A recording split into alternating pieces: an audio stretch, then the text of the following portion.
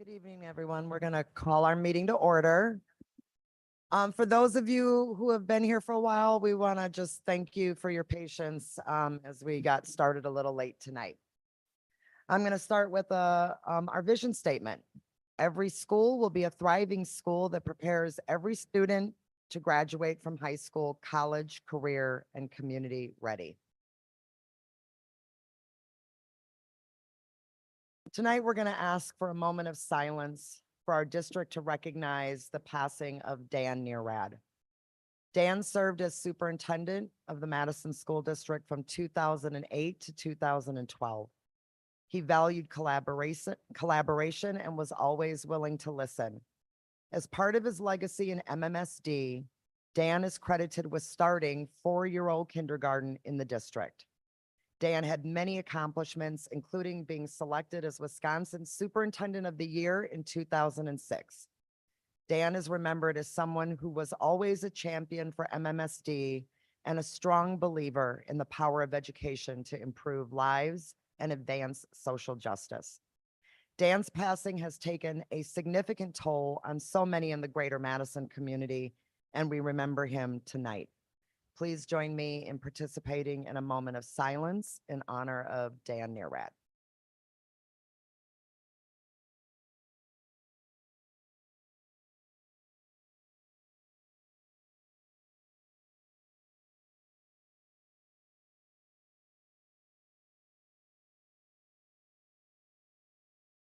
Thank you.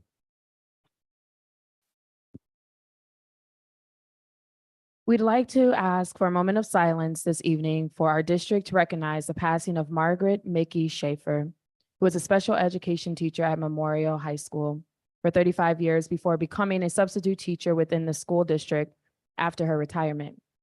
Mickey is remembered as someone who selflessly advocated for anyone who needed her, whether that be her students, her family, or even the dogs she helped through her volunteer work at animal shelters. Her joy came from making a difference in the world, and though she left us too soon, her impact will continue to be felt by so many souls. Mickey's passing has taken a significant toll on so many students and staff within the MMSD community, and we remember them tonight. Please join me in participating in a moment of silence in honor of Margaret Mickey Schaefer.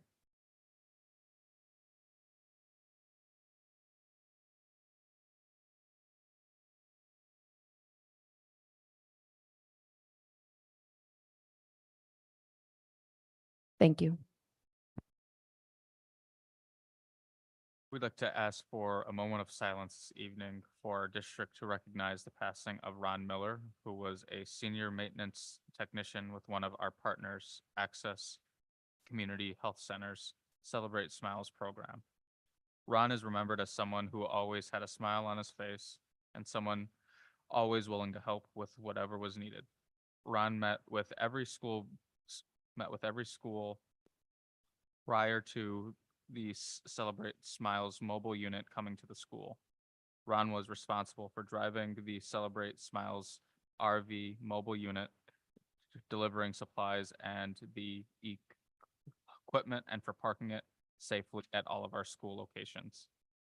Ron's passing has taken a significant toll on so many staff supporting our Celebrate Smile program for the entire district, and we remember them tonight. Please join me in participating in a moment of silence in honor of Ron Miller.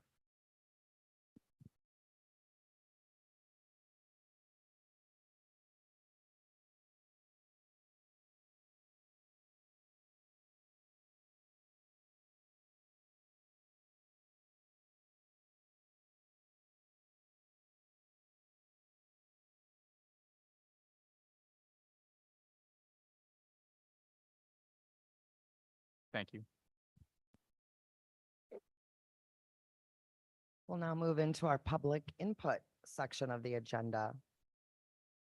For written statements, a summary of the 42 written registrations submitted from noon on Friday, December 15th until 3 p.m. on Monday, December 18th, which is today, follows below. 18 opposed to the proposed attendance areas for the Nuestro Mundo charter renewal as it could adversely impact other DLI programs in that attendance area. 12 in support of additional social worker allocation for Kennedy Elementary. 4 in support of additional and targeted allocation for music education at MMSD. 4 in support of most Nuestro Mundo charter renewal, but not as it relates to transportation. 2 in support of Nuestro Mundo charter renewal as a whole. 1 in support of more information around why MMSD did not apply for aid under Wisconsin Statute 118.153(4), and 1 in support of Nuestro Mundo becoming an international baccalaureate school. We'll now move on to those who are registered to speak. Am I reading this now? Okay. For public comment tonight, we will have an interpreter for Spanish speakers if needed. Before you start your comment, please let us know if you will be needing the interpreter. And as you give your comment, please take periodic pauses for interpretation. Extra time will be granted for interpretation, and our interpreter this evening will be Jorge Alva, and he will be on Zoom. We can start with our speakers. Oh, okay, thank you for that. Jorge, you can read that. Yeah. Para los comentarios públicos esta noche tendremos un intérprete, que soy yo, para ayudar a los que den sus comentarios en We español. can't hear you, Jorge. Oh. Well, hello? Can you hear me? Ok, para los comentarios públicos esta noche voy a interpretar a las personas que hablen en español. O sea, voy a estar interpretando del español al inglés. Antes de comenzar su comentario, háganos saber si necesitan los servicios del intérprete. Y mientras hacen sus comentarios, por favor hagan pausas periódicas, cada 2 o 3 oraciones. Se les concederá tiempo extra para la interpretación. Y yo estaré aquí a través de Zoom. Gracias. Thank you. Okay, we'll start with our online speakers. Thanks. Our first speaker is Jeff Pirtle.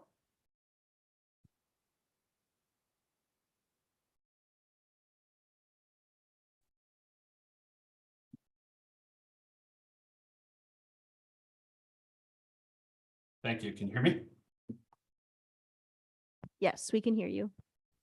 Appreciate it. And thank you for the board for taking time to hear from this evening. My name is Jeff Pirtle, and I'm a parent at Kennedy School. I have 2 boys in that school. Matthew is in kindergarten. It is his birthday today, so he's very excited for you to meet on that very special day for him. And Marcus is in the 4th grade. And I'm coming today to talk about some of the investments and goals that we have for Kennedy School as we think about kind of how we're moving forward in the next 18 to 24 months. We reached out to many of you, and we're talking about sort of a roadmap that we've put together that really thinks about how we're leveraging the resources of our parents and our community to support our students in our school, and thinking about the kinds of interventions and supports that would help our classrooms and our students thrive as we move forward. As a parent, I can really see the value of how an additional social worker would really impact and support the mental health needs of our students. An additional 4th and 5th grade teacher would really give us the kind of class sizes that we could effectively manage to support both the student learning and the needs of our students in the classroom. Over the last 5 years, we have really worked to embrace and support all of the students in our schools. We've seen a lot of changes and transformations, even starting back to before the pandemic. But we find ourselves in kind of this acute period of transition, and we see it reflected in some of the things that are happening academically, but also in the community. In 2021, the Salvation Army moved the family shelter into Milwaukee Street, and we embraced that. We're helping with transportation issues, helping kids find coats, providing snacks, and supporting students. But when we think about the value of what a social worker could do, an additional social worker could do in our schools, there are needs that many of the students are bringing into the school today that need specialized mental health support to be successful in our classrooms. And we have seen the way that community traumas, you're all familiar with some of the instances of gun violence that have played out in the community, that have impacted students who attend our schools or whose families attend our schools, and the way that they're rippling through our classrooms. The kinds of intense mental health, trauma-informed strategies that our students need are different than they were even just a few years ago. And a social worker trained in mental health is a vital asset for us in a school, and something that this spring can make a huge difference in helping manage students to success and provide the boost that they need as we try and tackle some of the reading issues that kids are seeing coming out of the pandemic, and some of the other challenges. When we kind of look forward to where we're going, we think a couple key interventions here this spring, and perhaps trying to put together a summer learning or even summer camp wraparound program at Kennedy, leading into next year, where we could think about how we might be able to put together a community school and look at community eligibility for students as ways that we can build and wrap around all of these supports to boost student learning. And so we really want to be partners in that. And we know that you put students first when you're making these decisions, but we need your help on addressing some of these things here and now this spring as we try to gear up and really boost the efforts of our students in our school. We've got amazing staff. I know many of them are here in the room. They're doing a fantastic job. We have a great leader in our school right now, which has not always been the case recently. And we are proud of the work that our students are doing, but they need a little help and support for us to get there. So thank you for considering those things. We're going to continue to engage in those conversations, but really appreciate you taking the time to listen to us tonight. Thank you.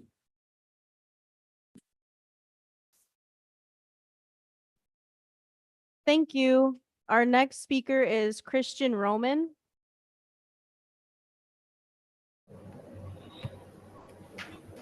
Hello, can you hear me? Yes, we All can right. hear you. Excellent. All right. So my name is Christian Roman. I am a parent of a third grader that attends Mundo. Hopefully my other daughter will be able to attend kindergarten starting next year. I grew up in New York, where I was exposed to a wide variety of different cultures while going on my educational journey. I was able to see my Latino heritage reflected in many of the teachers and students. This allowed me to take pride in my Latino heritage. And currently, where I live, the local population of the school is primarily a white population and does not have the same level of diversity that Mundo provides.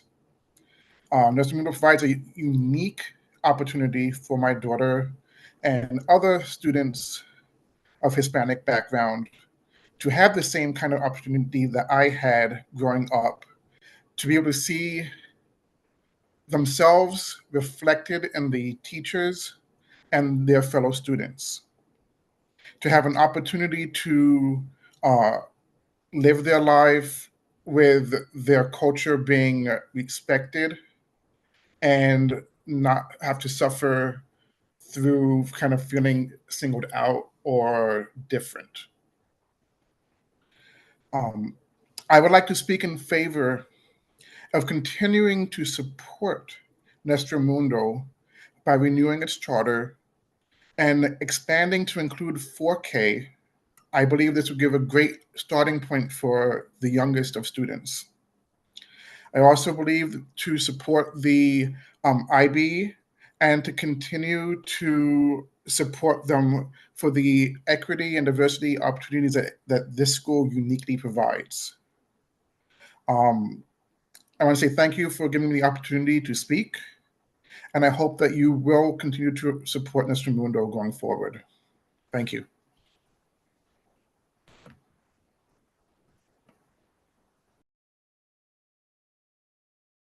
Thank you. Next is Sarah Maluski.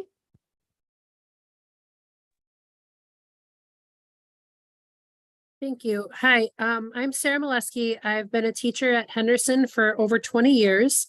And I'm also an MMSC parent of a 7th grader at Senate and a senior at La Follette, both of whom attended the Henderson DLI program. The Kennedy and Albium attendance areas have long been a part of our school community. And so being the resident old person on the staff, the one that's been there a long time, I was asked to give a little bit of history. So in the 2003-2004 school year, that was the first year that we had DBE, Developmental Bilingual Education Program, at then Glendale. The program then later became DLI, but the original program was considered a transitional program for students whose primary home language was Spanish. That's also when we started ESL at Glendale, now Henderson. That also happened to be my first year there. I taught a combo 2-3 class. We had one DBE section at each grade cluster, K1, 2, 3, and 4, 5. At that time, MMSC was considering redrawing attendance boundaries on the east and southeast sides in order to balance out the needs of schools and use buildings adequately. Before we started our DBE ESL program at Glendale, now Henderson, we had about 300 students, and thanks to our ESL and bilingual program, we now have close to 500 students. This is also why our attendance area overlaps with Albion and Kennedy. Language services ended up being centered at our school. So it's been that way for over 2 decades that the Kennedy and Albion area has been a part of the Henderson attendance area. In 2011, we started our DLI program, which gives lottery priority to the students in the Kennedy and Albion attendance areas. We do outreach to incoming kindergarten families to make sure that they know that, and transportation is provided to Henderson. In 2016, we were forced by the district to switch from a 90-10 model to a 50-50 model, which they said was for equity. Our staff protested, but we were told that we didn't have a choice, even though Nuestro Mundo was able to stay a 90-10 model. The history of decisions being made based on numbers, regardless of how that impacted us, has long at Henderson School. First, the switch to DLI from DBE, the switch to 50-50 from 90-10, and this year, our schedule switch, which we were given only a few weeks' notice to change. Another thing about where we happen to be located is that we are already competing not only with Nuestro Mundo for our students, but one city is also in our attendance area for our school. By removing the Kennedy and Albion attendance area from our priority for the lottery will definitely impact our students and put us at a disadvantage. Thank you.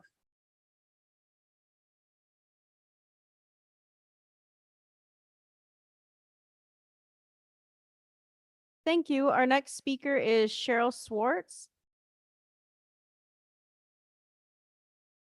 Okay, hello, and I am Cheryl Swartz. I'm just using my husband's computer.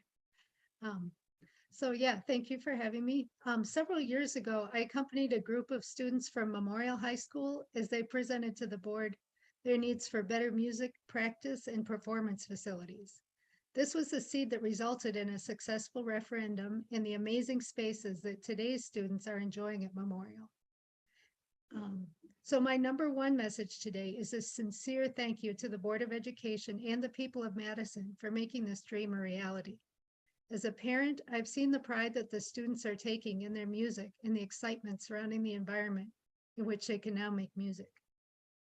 After fears that music education might crash due to the challenges imposed by COVID, it is back and more popular than ever at Memorial. This is due in no small part to the extraordinary efforts of our music staff at the middle and high school levels. A couple of weeks ago, I attended an orchestra concert, including the Gillespie and Memorial Orchestras, 7th through 12th grade. The 7th grade orchestra alone had more members than the entire Memorial Orchestra at the last concert I had attended in 2018. Ms. Schrock, the orchestra director for both schools, is building a strong, diverse, high-quality program with much potential to grow. But for these 7th graders to continue making music together, to meet the demand and to meet the demand for our new music production classes using their new facilities, guitar instruction, and other music performance opportunities, we will need staff to teach all these classes. We need those staff also to not be burnt out, but to have time to mentor our students. For that reason, I ask that you continue to take advantage of the incredible spaces our community has funded by committing to fund music staffing at a sustainable level for the years to come.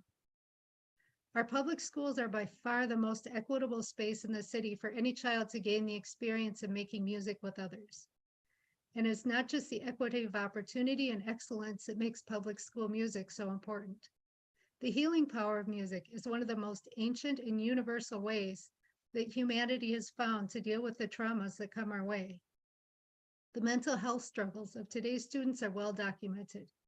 Expressing oneself through music, particularly making music as part of a group, is one of the most effective and cost-effective ways to promote young people's mental health, both now and into the future.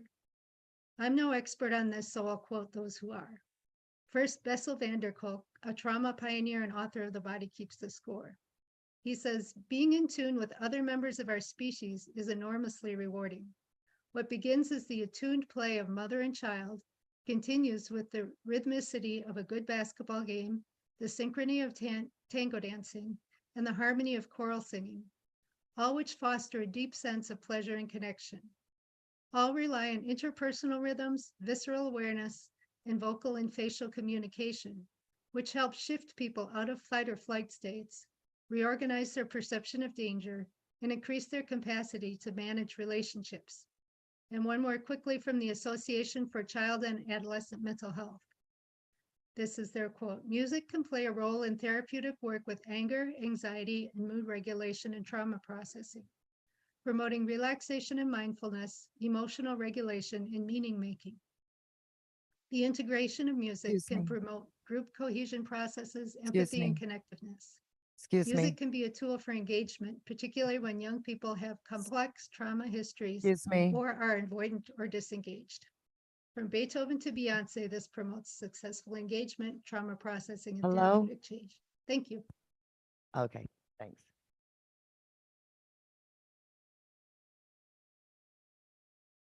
Thank you. Our final online speaker is Erica Evelyn Walker.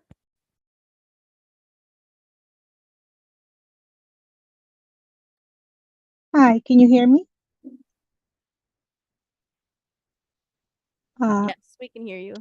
Good evening, members of the Board of Directors of MMSD.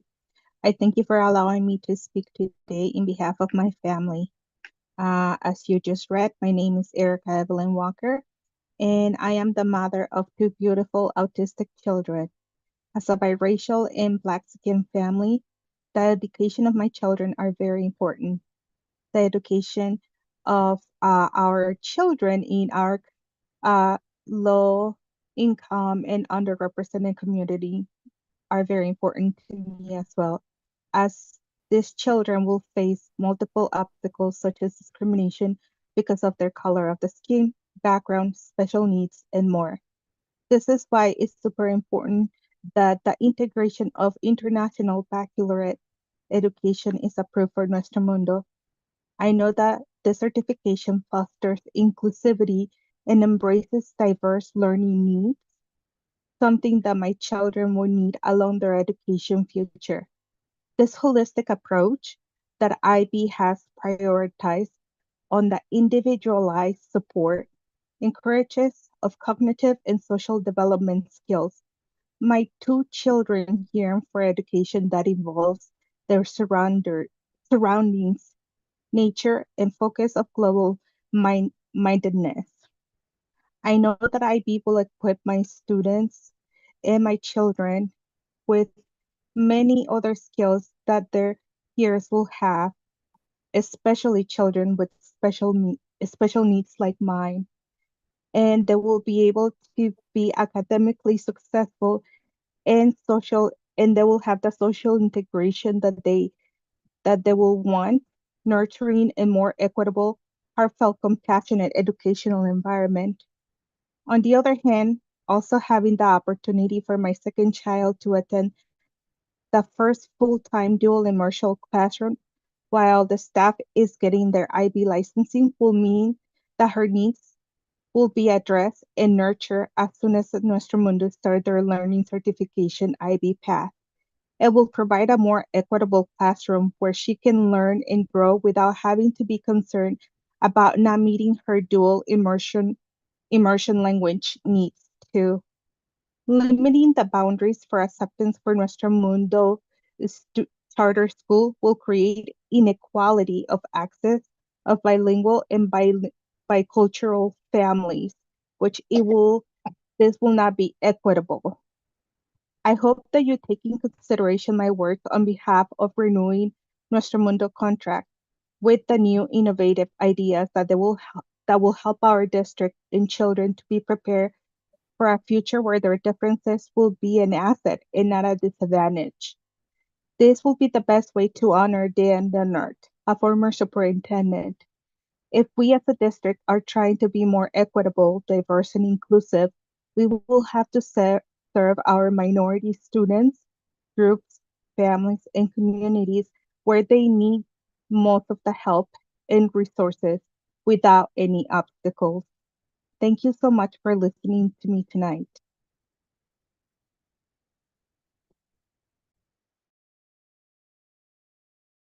Thank you to our online speakers. We'll move to our in-person speakers. Before we start, just a quick reminder that when you come to the podium, you have 3 minutes. There's a clock up here, which will show you the 3 minutes counting down. There's also a yellow light that will show up on the little box on the podium, which means you have about 30 more seconds. And then you'll hear the red, you'll see the red light and hear the timer. If you're still finishing your final thought, I'm gonna just set a little timer on my phone to give you about 30 seconds to finish up. But please be mindful of your time tonight. We have 29 speakers. And don't forget that if you would like interpretation with Jorge, to please indicate that when you come up to speak. And to give him time to also do the interpretation. So we will start with Megan Roman, and then after Megan, Katie Elliott, I think it is.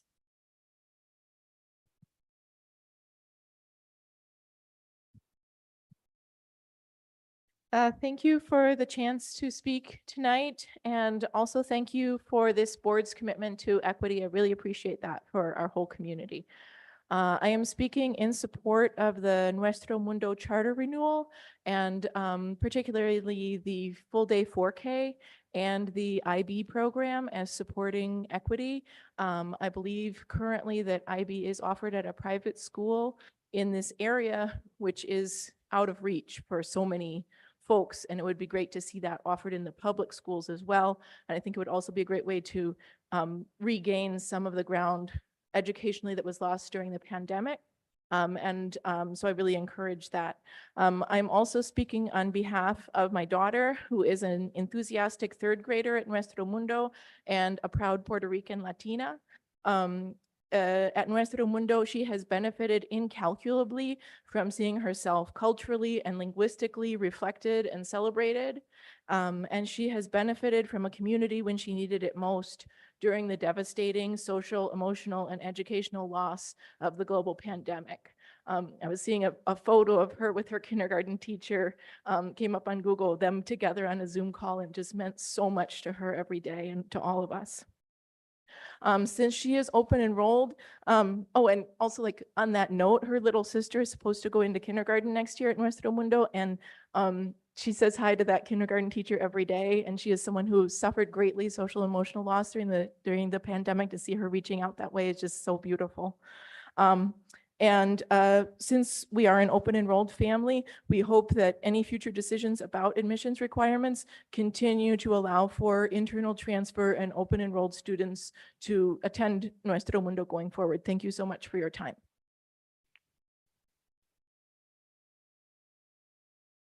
We'll have Katie come up. Katie is Drew Powell.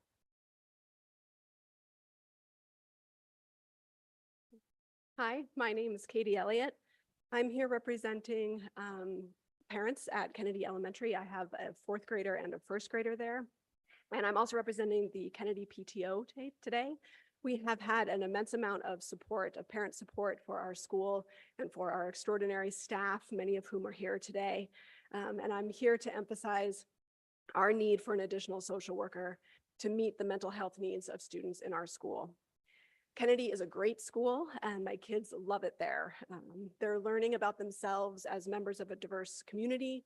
They are learning academic content that is leading to lasting interests, and they have formed strong connections with teachers that they know care about them. This is what we want public schools to be. However, the last 2 years, as you heard from Jeff, have brought challenges, and our students are now experiencing greater mental health needs. Many of them are facing food insecurity, homelessness, and gun-related trauma. And as you know, when children bring this level of insecurity and trauma, it of course influences their readiness, for school and their ability to engage academically. This staff is working incredibly hard and cares deeply for Kennedy's students. But without the right supports, these challenges can become too much. And my kids experience this in classrooms that are often disrupted, in lessons that are delayed, and in witnessing altercations that have at times made them feel unsafe. The fact that despite these challenges, my kids love their school is only a testament to the talent and the dedication of the entire Kennedy staff. As parents, we recognize what we have in this staff and the importance of supporting them, and we've stepped up to help by sourcing food and clothing and snacks for students, by recruiting and organizing mentors and volunteers, and by providing funds for classroom and school needs. And now we need the district to step us up as well. And we need your leadership to make that happen. In order to address the mental health needs of our students, our school needs an additional full-time social worker. In all honesty, we also need another 4th grade and 5th grade section to reduce our class sizes. And I know that many of the challenges that Kennedy is experiencing are experienced by other schools. And I know everybody wants to reduce their class sizes. But we are here because Kennedy's need is acute, it is immediate, and action now can have a profound impact on all of Kennedy's students, which includes some of the district's most vulnerable children. Kennedy is at a crossroads, and our staff needs your support in order to continue doing the extraordinary work that they're doing. The addition of a full-time social worker and upper elementary teachers would allow the school to better meet the students' mental health needs and keep classrooms focused on achievement and growth. These are supports that are doable and are proven to have impact on student success. We need to see urgency to act now, this school year, in order to meet the challenges we're facing, to support our students, and to continue to support our teachers in keeping Kennedy the thriving school that it has been. Thank you for listening.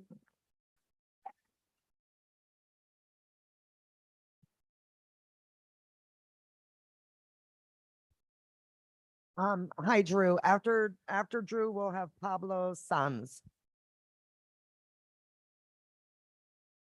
Begin. Hi, my name is Drew Powell. I'm a parent of 3 girls who attend Kennedy, as well as a 4th grade teacher there.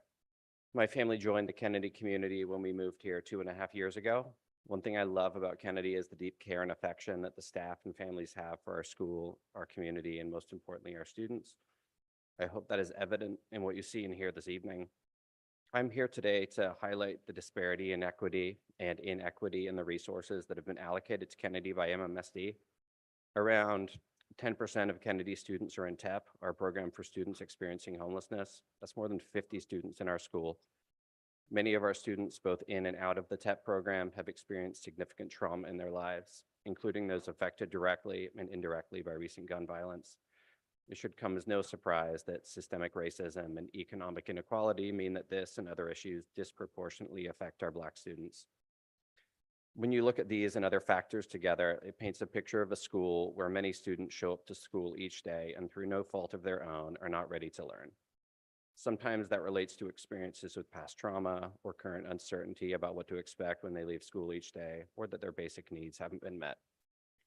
The challenges that the students at our school face are not new. Exact numbers vary year to year, but it was possible to anticipate the high number of TEP students over the past few years. Armed with this information, MMSD has failed to provide enough social workers and psychologists to meet our students' needs.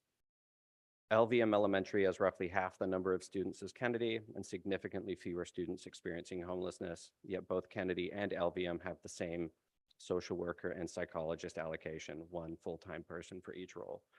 The challenges our school faces are not the result of apathy on the part of Kennedy Elementary staff or our community. Staff and community is ready and willing to do the difficult work to move Kennedy forward. To be successful in that work, we need the right resources. This inequity runs counter to the vision of MMSD. Part of the district's strategic plan reads, "We will take responsibility for the ways that our current policies and practices serve to reproduce inequities." These are bold and inspirational words, but they are not being lived up to at the moment. Instead, the lack of resources at Kennedy is perpetuating the inequities that MMSD wants to eliminate.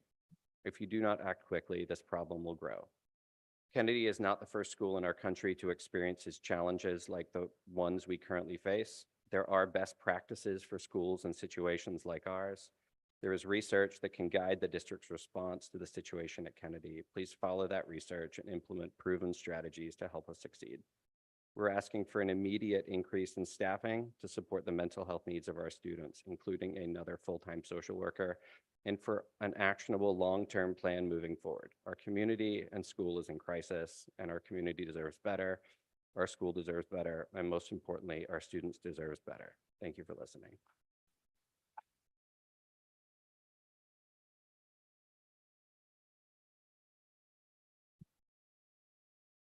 Pablo, come on up, and then after Pablo, we'll have Rachel Nolan.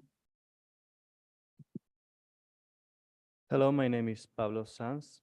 I am Spanish, and I have a son who goes to Nuestro Mundo, and two younger daughters that hopefully will go there in the future. I'm here to explain what a school like Nuestro Mundo means to my family. I'll be brief. My wife is American, born and raised in Wisconsin, which means we are a bilingual family. Growing up in Madison, my kids are only exposed to the US culture. For a long time, I was their only link with their Spanish half. This was not important when they were babies or toddlers, but at some point when they became more aware of the world, I could tell that sometimes it was a little weird for them to be the only kids among their peers whose dad spoke to them different. Then, when it was time for my son to go to Nuestro Mundo, I was able to see how a new world opened for him. Suddenly, he discovered that there are many other children who speak Spanish with their parents, that there are other people who speak like us and feel like us. In conclusion, my children can easily learn to speak Spanish from me, but I cannot be a community for them. That is what Nuestro Mundo is for us, a community where the wonderful cultures of the Spanish-speaking world are lived and celebrated. This is why I support the current model for Nuestro Mundo. I think it is the best alternative for families like ours, and I know that having a 4K DLI and the implementation of IB would be highly beneficial for new families coming to our school. Thank you.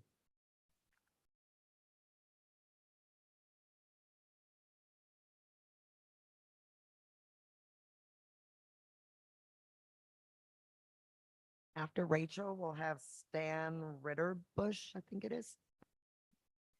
Hi, I'm a second grade ELI teacher at Dr. Virginia Henderson Elementary School, and I'm also a member of the MTI Union. I'm here to advocate to not have Nuestro Mundo to change their attendance area to include the Kennedy, Southside, Albion, and Shank, sorry. I'm proposing this for two reasons. The first is speaking to the diversity of our program at Henderson, of both staff and students. And the second reason would be to support teacher retention. If there was that shift in attendance area, we would have some very strong negative effects on students and staff retention. So first, our school, like many of the schools here in MMSD, are doing amazing work. Our building hosts teaching in 3 different languages. So we teach Spanish, English, and ASL.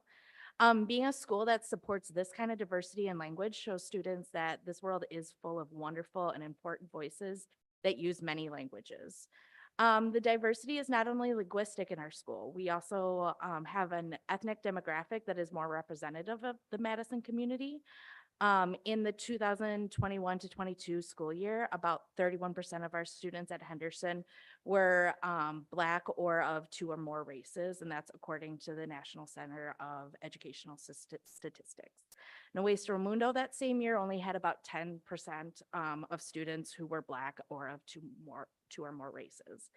While the data doesn't state how many kids were in the DLI program at Henderson, it does show that there were more faces that looked like each other, and that the diversity of learners present in our halls were more representative of the diversity of learners in the greater Madison area.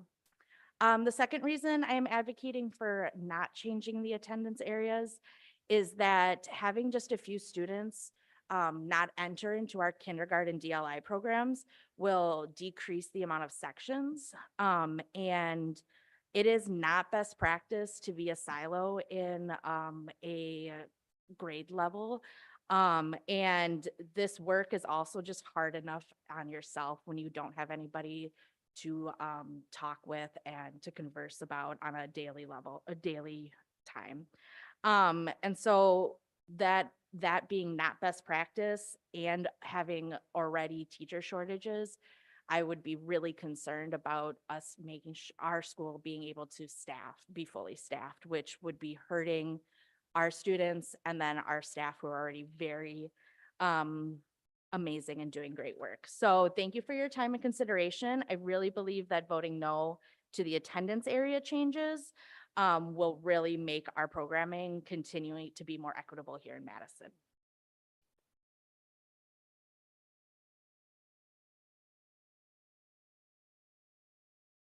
After Stan, we will go with Jennifer Doral. Hello, my name is Stan Ritterbush, and these are my feelings. I feel that my time was cut short by the Senior Director of Building Services, Mr. Cedric Hodo. I was a building head at Hamilton Van Hise for 7 of my 15 years, and in the fall of 22, my school received a C- appearance rating by Cedric. I truly feel that this was the retaliation for me questioning his authority earlier in 2021 during a Zoom meeting. Cedric stated that we would be stripping and not soap scrubbing floors anymore. No more waxing over dirty floors, he said. I stated that my principals need the school ready for day one and that I may have to go over his head and soap scrub to finish this cleaning as time permits. He stated on 2 occasions during this meeting, the quickest way to get fired is to go over your boss's head. I was given an improvement plan to strip and wax areas he felt were not done to his standards, and that's within his right being my supervisor. This was to be done while school was in session. Classes are full of kids. As I tried to complete the tasks, I was constantly monitored and areas were added to this plan and the due dates were being moved up. More work and less time while running 2 schools daily.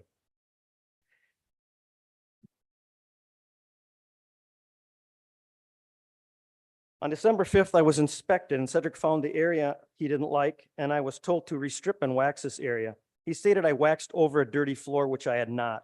I told Cedric I was going home, I was angry, and that I didn't feel well. I didn't want to say anything I may regret. I left school. I filed harassment charges with HR and him that day. He placed me on administrative leave until we met with him. We met right away the next day to clear the air. Cedric basically started the meeting by stating that God made him with no fear. Why say that to me? It had nothing to do with the situation. I've also heard him that he quotes the Quran during meetings. Is that even allowed? I want a Christmas tree then. To be honest, I told him of my filing and he stated that when HR sees these charges, they will dismiss them. And that's what HR did. I returned to work. On December 12th, I was placed on a second plan with a deadline of March 1st. This time it was to strip the entire Hamilton complex. I was told by Cedric that I would get district help to get this done, but very little was given. They were all busy at East High School prepping for Mr. Jenkins' speech, which we all know how that turned out. I worked countless hours of overtime. In late January, I met with the Assistant Director, Dean Coons. I asked Dean to please ask Cedric to reconsider his plan as my stress and anxiety were getting worse. A few days later, we met and Dean stated Cedric would not reconsider this request and we must stay the course. I asked Dean if he in fact asked Cedric to reconsider. He stated that he could neither confirm nor deny that he asked. I continued to work on this impossible task. At 3 a.m.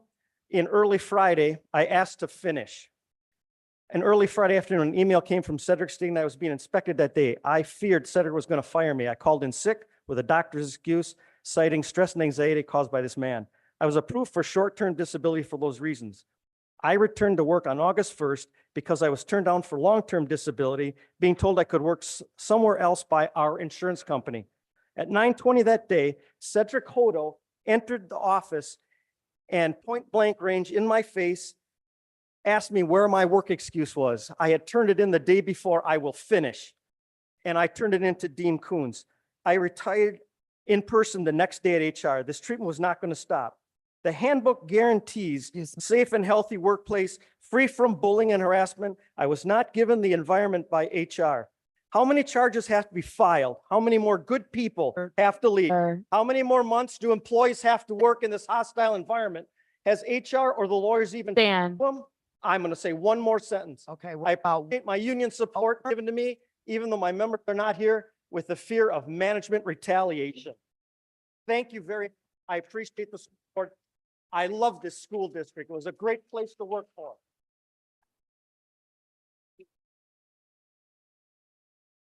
Thank you. Please be reminded, y'all, we have a lot of speakers, and to give everyone the respect for them to be able to make their comments as well. Jennifer, and then we'll go with Bridget Bringman. Sorry if I messed up your name. I recently went to Capitol High's ribbon cutting ceremony. I am a Hoyt School alumna, and it was thrilling to see the Hoyt space recreated with innovative features that are responsive to diverse student needs. I'm a reading interventionist at Kennedy School, and I'm here tonight to advocate for the needs of our Kennedy students and families. I want to fill in some specifics and share some ideas for our struggling and vulnerable Kennedy community. While these thoughts are my own, I consulted with Kennedy leadership, colleagues, and families while preparing for this evening. Our challenge is staffing, which is affecting the academic success of our students. I'm going to say it again. Staffing levels in the building are stretched way too thin, jeopardizing learning success for our students. Many supports that we could put in place for struggling students are getting disrupted or not being provided at all as we work to cover absences. Recently at Kennedy, we experienced a 4-week period with no vocal music teacher. ESL, intervention, advanced learning, climate coach, instructional coaches were asked to take turns subbing for a month. Students needing those support teachers went without. Central office did send some help, but it wasn't always helpful. On the discouraging morning of November 15th, we found out at 8:21 a.m. that the person the district sent to sub for music could not sub because she was not instructional staff. And later we found out that the school psychologist the district planned to send would also not be coming. Just take a minute to process what this means as students are walking into the building that morning. All the support teachers I just mentioned finish their morning duties, then frantically scramble to figure out which music slot they can cover and which of their students will not receive their support that day. Also, all of us in the Kennedy community are stressed and sad about recent nearby gun fatalities. Many of our students live in communities where neighbors have been gunned down. They do not feel safe on the most basic level, have not fully processed these events, and they come to school unable to learn. Their behaviors block many others from learning too. We don't have enough staff to deal with challenging behaviors from students who need mental health support. Not having the staff in place to address these underlying mental health needs is one of the most impactful examples of inequity in our district.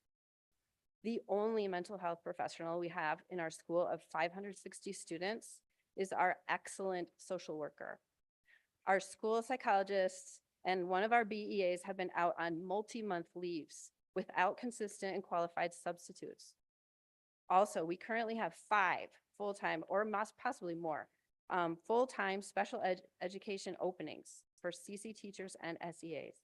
When there is no one available to help manage disruptive student behaviors, classroom teachers are not able to teach math, literacy, science, and social studies. My Kennedy colleagues and I are frustrated, disappointed, angry that we don't have the resources to begin addressing the overwhelming level of need at Kennedy. And I've tried to give you more understanding of what that looks and feels like right now. There is much more to say. MMSD has shown at Capitol High our willingness to provide out-of-the-box supports when needed, understanding that equity is not an equal distribution of resources. I came here to convince you that Kennedy right now needs your attention and action. I shared these comments with you via email earlier today and included a list of suggested actions. Please don't set this issue aside for later. Kennedy needs help now. Thank you.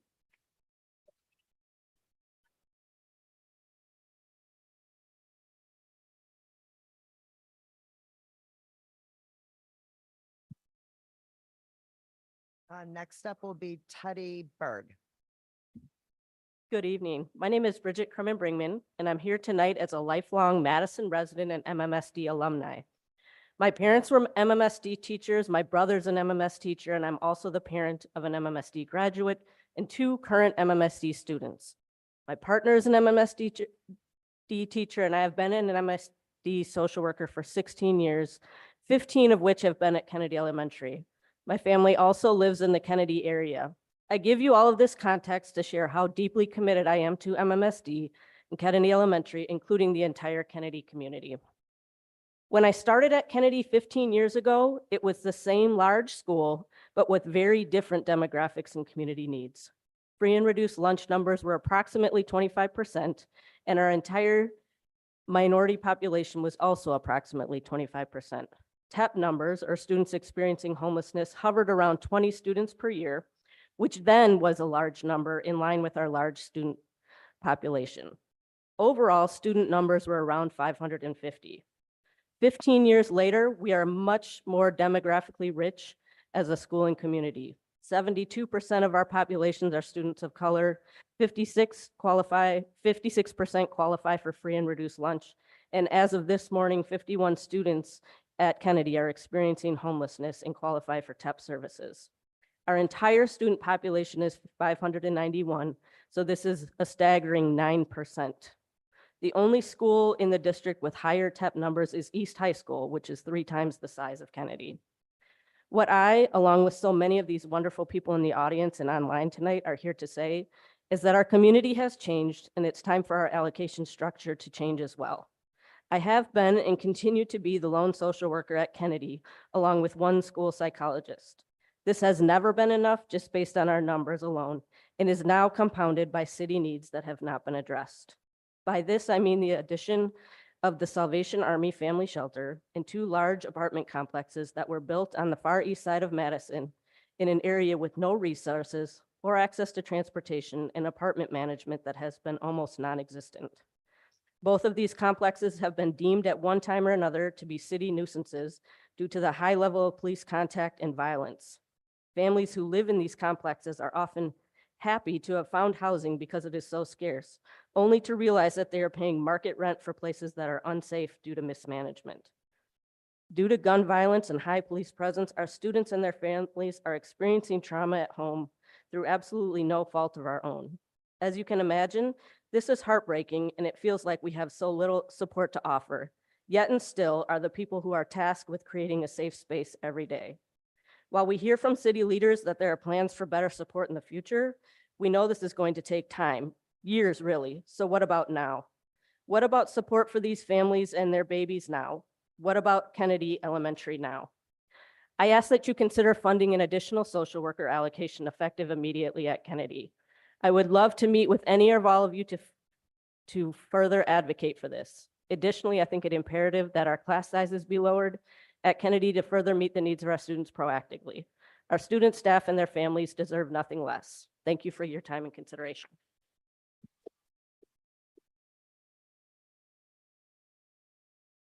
Thank you, Bridget. We'll have Teddy Berg up, and then following Teddy is Iris Hill.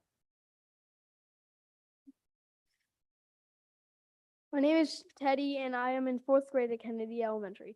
I like going to school at Kennedy because of the teachers. They are nice and helpful. The friends at Kennedy help each other. Second to last for the Beast Academy teachers. They help us when we struggle with problems that are hard and challenge us. Finally, I loved how activities like science night, start of school picnic, and the fun run. Some things I don't like at Kennedy is fighting and swearing. People that disrupt me by not letting me learn. Can't have playground balls at recess. Too many kids in classes. I'm sometimes scared for safety, and so these reasons make some of my friends at school change schools. I think if we had another teacher like Ms. Bridget, school social worker, things would be better. I also think we need smaller class sizes. I hope you will help our school. Thank you for listening.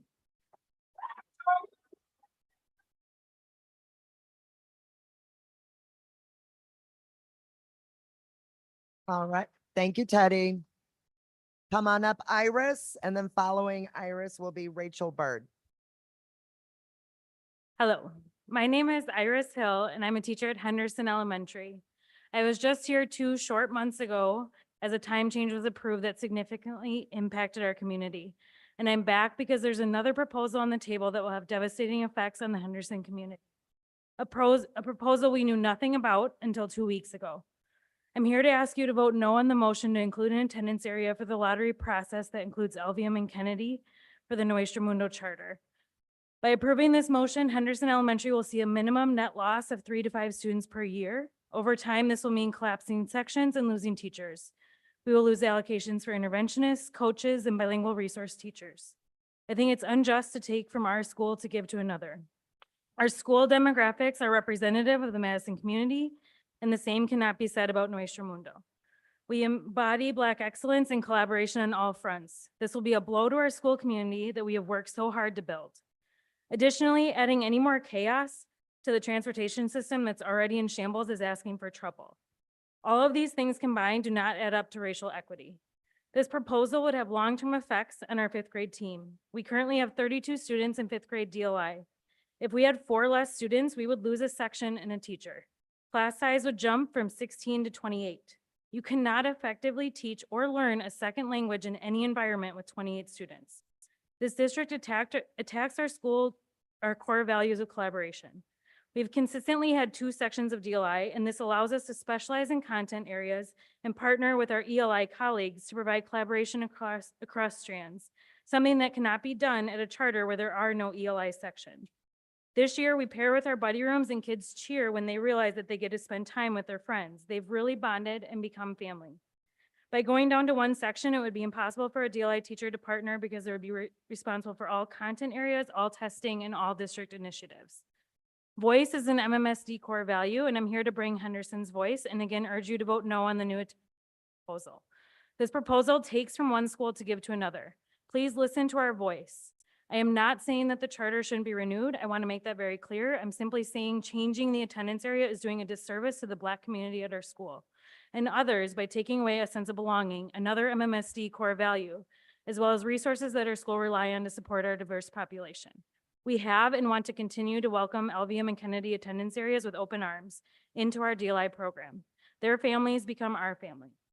Your action tonight speaks much louder than the emails saying we value your engagement or your commitment is commendable. Your action tonight will show us whether or not you truly believe in MMSD core values of voice and belonging. Our voice has not been heard this year so far, and we, teachers and families, can only take so much before we decide that we no longer belong in MMSD.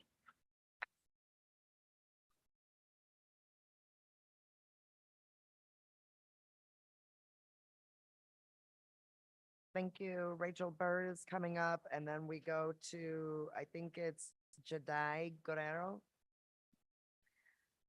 Hi, my name is Rachel Bird. I'm a bilingual reading interventionist at Henderson Elementary. Prior to this year, I taught 4th grade in our DLI program for 7 years. Like my colleague Iris mentioned, this is also my 2nd time here in 2 months, speaking about a decision that is having a big impact on our school. I want to speak out in opposition to the portion of the revised Nuestro Mundo Charter, which would include expanding the attendance area to include Alvium, Schenck, and Kennedy. Approving this motion tonight, as Iris said, Henderson would see a loss of 3 to 5 families each year. In many circumstances, this would mean the loss of a section and the loss of a highly qualified, experienced teacher. Over time, this would mean the loss of other allocations, such as ESL teachers, BRTs, and interventionist positions. And perhaps most importantly, our class sizes would often double. Iris talks a lot about that. I also know that from a parent perspective. I have 2 children at Schenck. They already have a very small program. My 1st grader at Schenck has 25 kids in his class. There's no room to split them up, and they're going to be in the same group for the next 5 years. My 6th grader at Whitehorse has had 29 to 30 kids in his class the last 3 years. And that's the impact of having a program, a strand that is that small.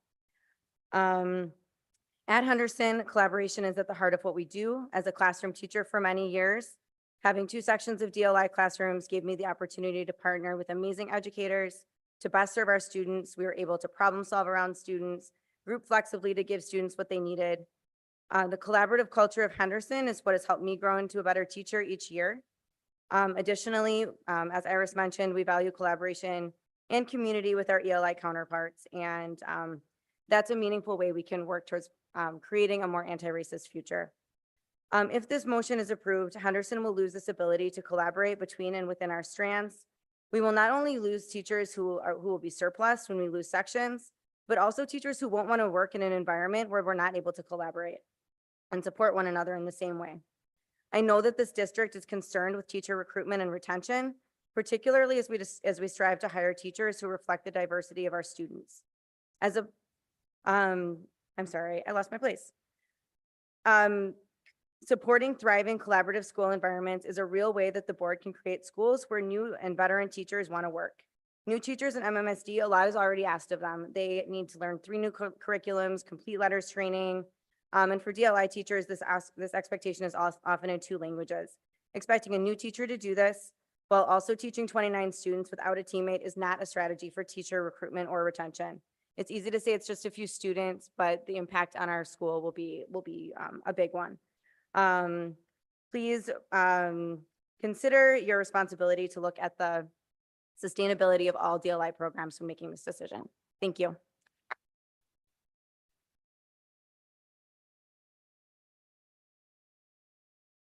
After Jedi, we're going with Melissa Cruiser, I think it is. I'm gonna move with this, is that okay?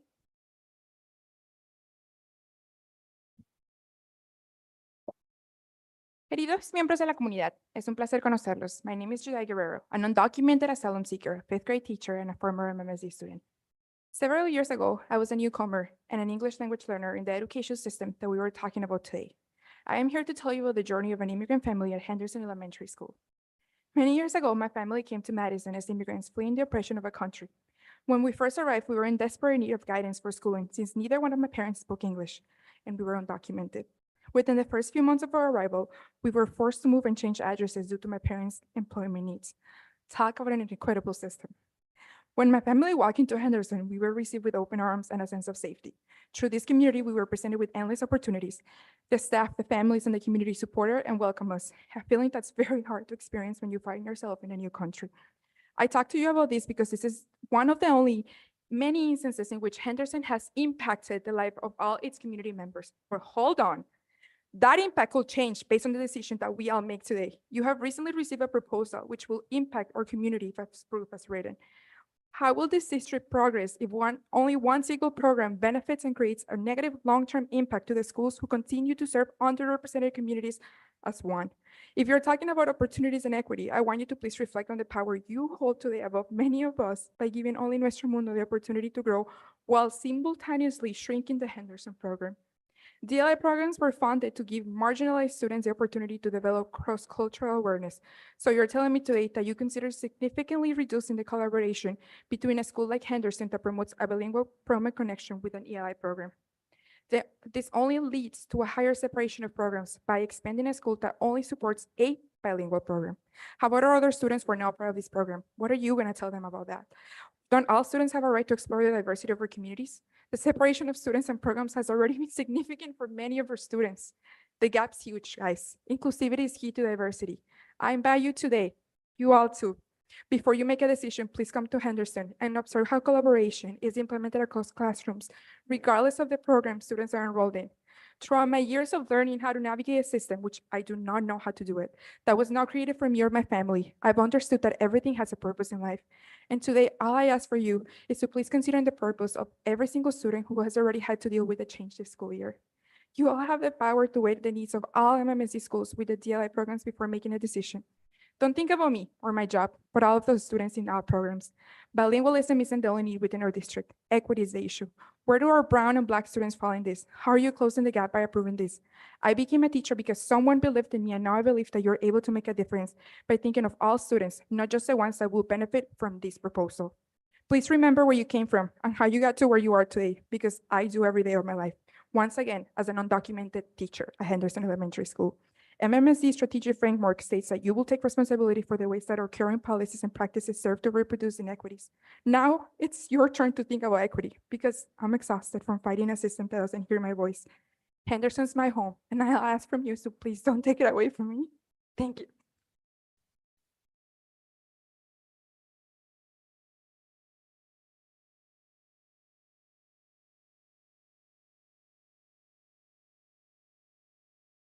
Melissa? Yeah, I'm Melissa. Hi, I'm Melissa Cruiser. Thank you for the opportunity to speak tonight. I am a parent of a fifth grader at Henderson Elementary. She is a part of the DLI program, and she is actually one of the students who is a part of the Kennedy district. So next year, if she wasn't in fifth grade, she could possibly be switching schools. I want to tell you something that's working in MMSD. It's Henderson Elementary. Henderson Elementary has amazing teachers. They have a diverse group of individuals. I looked at the stats and just to read them here, it's 38% Latino and Hispanic students, 27% white, nearly 20% Black African-American students, and 4% Asian students. It's pretty incredible. I mean, people look around and they see themselves, and then they also see someone who doesn't look like them, and they collaborate and they come together. It's working. It's working for our family. It's working for other families. And to think that other students might not have this opportunity is devastating. We need to expand bilingual education, not take it away from what's already working. I think that I'm concerned because I talk to other parents of students in the school system. And I tell them about what my daughter is doing, and they don't know about the bilingual program. They don't understand it. They don't even know. They didn't know it was an opportunity. And so I'm wondering, with admissions being down 9,000 students in MMSD, why don't we, Capital Times reported in October 2023 that admissions were down by 9,000 students. That's what I read this afternoon. I wonder why we are not advertising this more, taking from some of these private schools and pulling them back into our community. I mean, it's bilingual education. I mean, I know for us, it was one of the most important things that we could do for our daughter. So I just implore you to vote no on this transportation and attendance measure. We do believe in the mission of Nuestro Mundo, but we also believe in Henderson and what's working for all students, not just some. Thank you.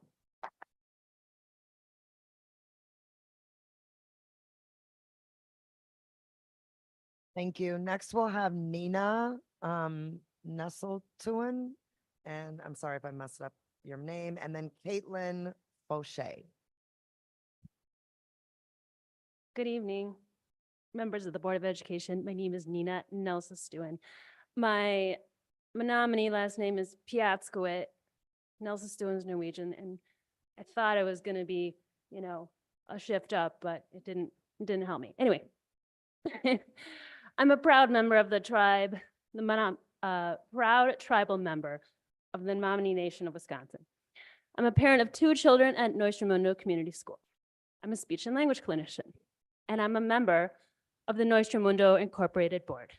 I'm here to speak on behalf of Nuestro Mundo Incorporated to emphatically encourage you to vote yes on our charter renewal. We are proposing the candidacy to become an international baccalaureate primary years program. The benefits include project-based, thematic, and content integrated teaching, which supports MMSD's strategic framework while strengthening the school's dual language instruction and anti-racist work. We are proposing MMSD's first full-day 4K bilingual program, which stems directly as a request of our family community. As a speech and language clinician, I can speak professionally of the research that shows dual language learners need proficiency in both their home language and English at kindergarten entry for overall academic success in a second language. And our building is currently sitting with rooms to fill. To provide increased access to our programming, the charter renewal will not require an attendance area as an admissions requirement. Rather, we intend to use a lottery waiver for geographical preference to Southside, Shank, Elvium, and Kennedy.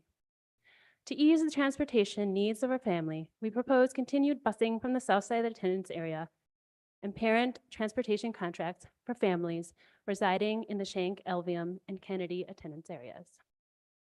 For me, as a person of color and MMSD, a yes vote on Nuestro Mundo's charter renewal demonstrates the Boards of Education's commitment to college and career readiness for those in need.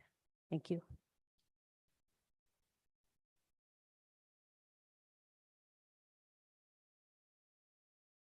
After Caitlin, we'll go with Carlos Josue Rodriguez. My name's Caitlin Fauché, and I've been a teacher at Kennedy for 13 years, and my beautiful autistic son also attends Kennedy. My family and I have loved and invested so much into this community. I'm here today to highlight the disparity and inequity in the resources that have been allocated to Kennedy by MMSD. Around 10% of our Kennedy students are in TEP, our program for students experiencing homelessness. That's more than 50 students and could be as close to 80 by the end of the year. Many of our students, both in and out of TEP programs, have experienced significant trauma in their lives, including those affected directly and indirectly by recent gun violence, including some of my own former students. It should come as no surprise that systemic racism and economic inequity means that this and other issues disproportionately affect our Black students. When you look at these and other factors together, it paints a picture of a school where many students show up to school each day and through no fault of their own are not ready to learn. Sometimes that relates to experiences with past trauma or current uncertainty about what to expect when they leave school each day and that their basic needs haven't been met. Our incredible social worker cannot possibly take on all these needs alone. At Kennedy, we are requesting an additional 1.0 social working allocation for the spring semester. The staff and community are ready and willing to do the difficult work to move Kennedy forward. To be successful in that work, we need the right resources. We ask for an immediate increase in staffing to support the mental health needs of our students and for an actionable long-term plan moving forward. We love our community and are proud to be Kennedy Cougars, even in crisis. Thank you so much.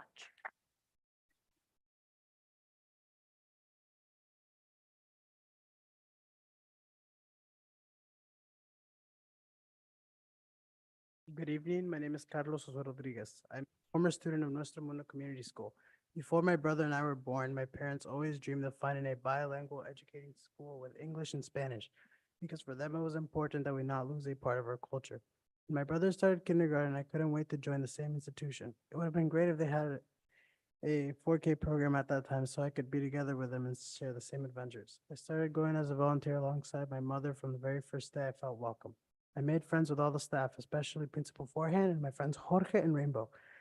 They provided me with recycled materials to do my science projects. I will never forget the delicious food that Maestra Lucia served back then. My years there were wonderful. I had excellent teachers teaching with love, patience, and dedication, always challenging the students to do their best. Today I can go out into society, proud to say that I'm a student of Nuestro Mundo Community School. Thanks to the school, I was able to pursue my dream of being a scientist and going to the University of Wisconsin that supports young entrepreneurial scientists like me. I have managed to attend some of their programs. Tonight, I want to advocate for the school that gave me opportunities and tools to be an outstanding student and leader. I ask you to take my experiences into account in the journey that led me to here today. Speaking in front of you, I would like to consider this contract renewal project including all-day 4K, not only for me, but the new generations who have siblings and can live the same experiences that my brother and I enjoyed attending at my beloved Nuestro Mundo Community School. I will always hold these memories high with pride. I ask you to see everything that Nuestro Mundo has to offer and is given to past generations. I appreciate your attention on this important night. Thank you.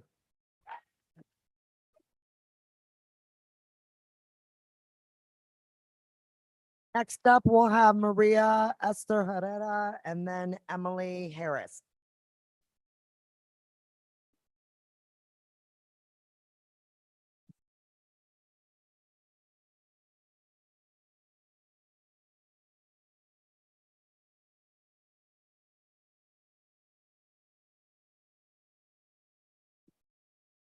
Dear members of the education and miembros de la comunidad. My name is Maria Esther Herrera. I'm a Spanish bilingual resource specialist. I have worked at Henderson, before known as Glendale, in this position for 20 years. To work at Henderson means to love Henderson.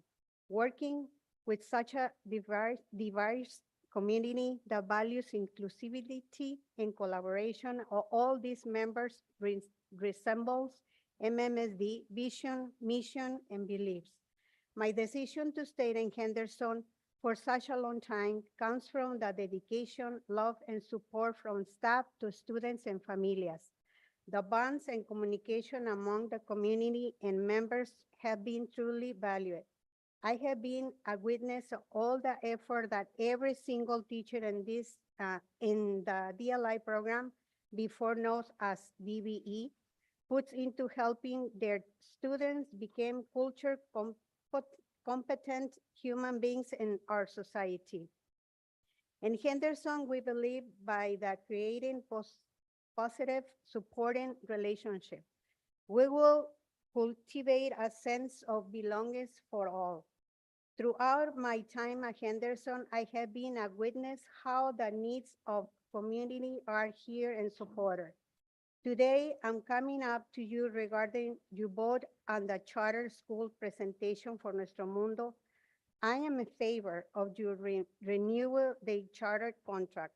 However, I believe that some of the recommendations do not balance the desire for increased enrollment with what's best for students who currently lives in the Ching and Kennedy Albion area, DLI programs. As it was mentioned before, it is not ethical, not reasonable for the board to worry about enrollment in independent school, reducing enrollment in other programs. Approve of the transportation component of this plan is misaligned with the district mission and vision. As a district, I have worked for my entire life. I strongly believe in helping students strive within a diverse community. And by approval of this proposal, you are choosing to promote the separation of our youth of color. I challenge the MMSD Board of Education to approve the Nuestro Mundo Charter, but without the inclusion of the transportation strategy of prioritizing attendance areas that are already pointed to the other DLI programs. By the approval of this writing proposal, the resources provided to our community will diminish while creating a separation of all our districts. I trust you to make the right decision today. Approve the Nuestro Mundo Charter, but do not do so by putting other DLI programs across MMSD at risk for stability and enrollment. Think of us and how you put an entire community at risk. Thank you for your discernment as you weigh this difficult decision. Gracias.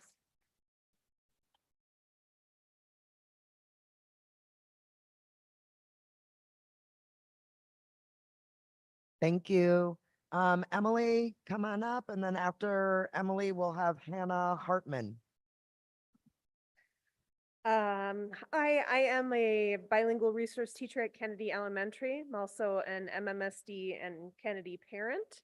And a lot of my colleagues have already spoken to you about some of the high homeless numbers that we're seeing at Kennedy this year and our changing demographics. I do want to point out that our students are experiencing trauma an unprecedented rate right now at Kennedy. The murder of our former Kennedy student, Kaisha Miller, on October 10th was especially impactful. Some students reported hearing gunshots, hiding in the bathroom with siblings, or seeing police tape and shell casings near their home. This is not even the first murder that the students in this area have been affected by this year. And all of this to say is that we are a community in crisis, and a student service team of one full-time social worker and one full-time psych who's currently on maternity leave without a sub. Our staff feels like we can't do enough to help our kids and support our kids. Our enrollment is sitting right now at about 580, 590 students. At Whitehorse, which is our feeder middle school, The allocation is 1 full-time psychologist, 1 full-time social worker, and an additional 1.5 allocation for counselors, and they have fewer than 580 students. I haven't really gotten any answers when I have asked to various people downtown why the discrepancy exists between the middle schools and the elementary schools in terms of allocation for mental health services. It really feels not equitable because our littlest kids are having very, very big feelings and experiencing the big things in life, just like their middle school counterparts. We need more social workers. We need more counselors. Our kids need grief groups, targeted social emotional learning lessons. They need safe spaces with trained adults to share big feelings. Our current team of 2 people serving almost 600 kids is inadequate to say the least. How can children learn when their emotional needs aren't being met? And how can school move forward when the population is in near a constant state of crisis? So we need to do better for our students. And we are asking for a 1.0 increase in allocation in social work at Kennedy. Thanks for your consideration.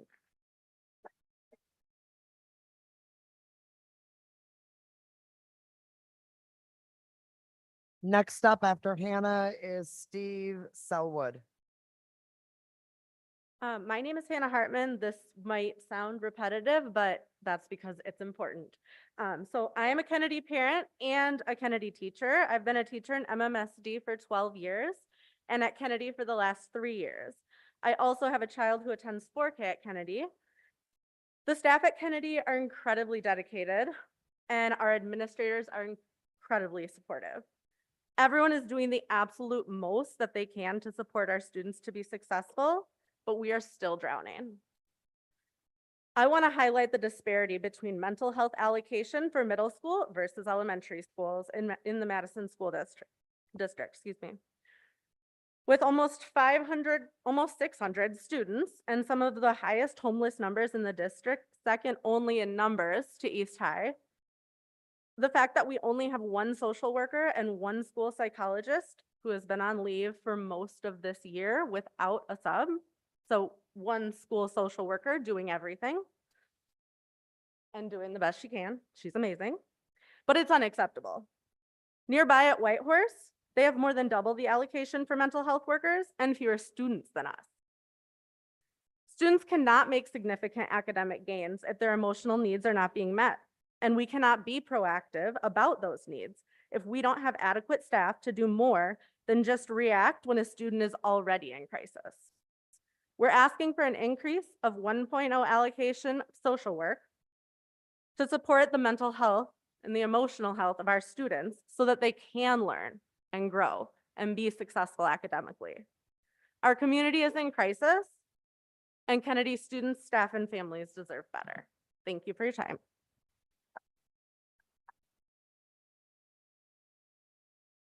After Steve Selwood, we'll have Jenny Logan.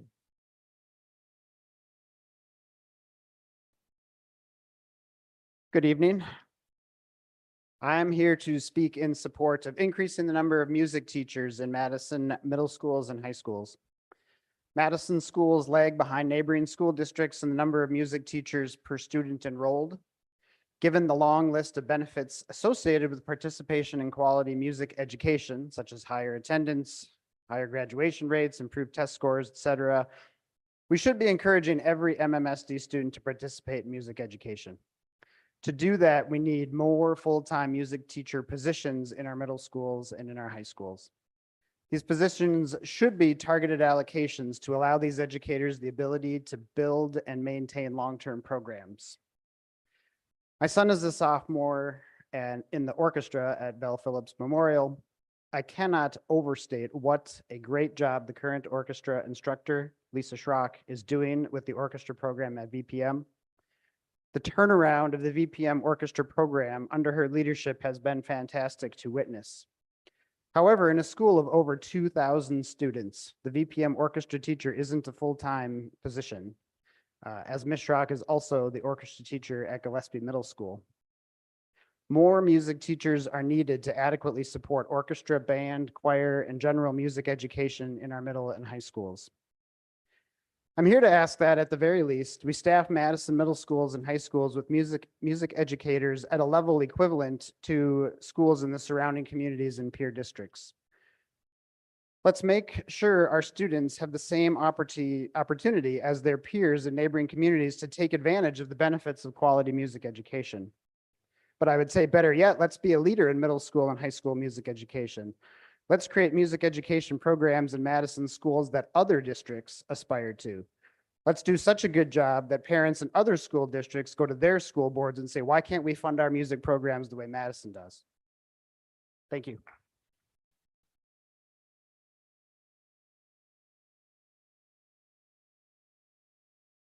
Jenny's coming up, and after Jenny, we'll have Anne Marie Engdahl, and then Danny Barron after that. Hi, thank you for your time and your work. I'm Jenny Logan, parent of 2 Henderson students and a 3rd grade DLI teacher at Henderson. I urge you to vote no on the proposed change to the lottery waiver for the Schenck, Elvium, and Kennedy attendance areas. That particular part of the proposal will change the playing field for all East Side DLI schools. I'll start by pointing out that in their charter renewal proposal, Nuestro Mundo states that the reason for the shift is, to quote, to increase access for Spanish language models to ensure long-term viability as a DLI school, end quote. Having enough Spanish language models is not a problem unique to Nuestro Mundo. It is a challenge that all DLI schools face. In the 2022-23 school year, Nuestro Mundo's English learners represented 47.9%, or nearly half, of their student population, and Henderson's English learners represented 26.97%. Taking into account that only half of our school participates in the DLI strand, the number of Spanish models at both schools currently is comparable. So long-term viability in terms of the need for more Spanish language models cannot be used as an argument in this proposal, because what would be Nuestro Mundo's gain would be Henderson and Schenck's loss.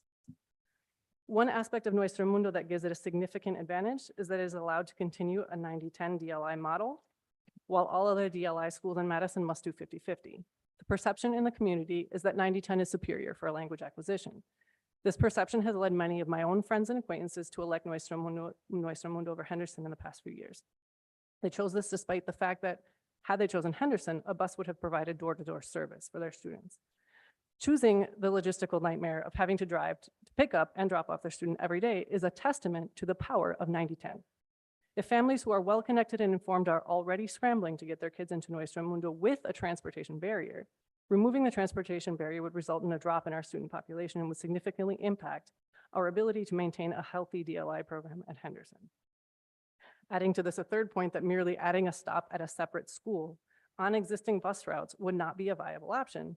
The timing of dismissal and arrival at each school would have to be flawless and would entail having to change school start and end times yet again. We cannot afford to add complications to an already beleaguered transportation situation. It is for these reasons that in a district that centers equity as a pillar of the system, the only equitable outcome is a no vote on that particular part of the proposal.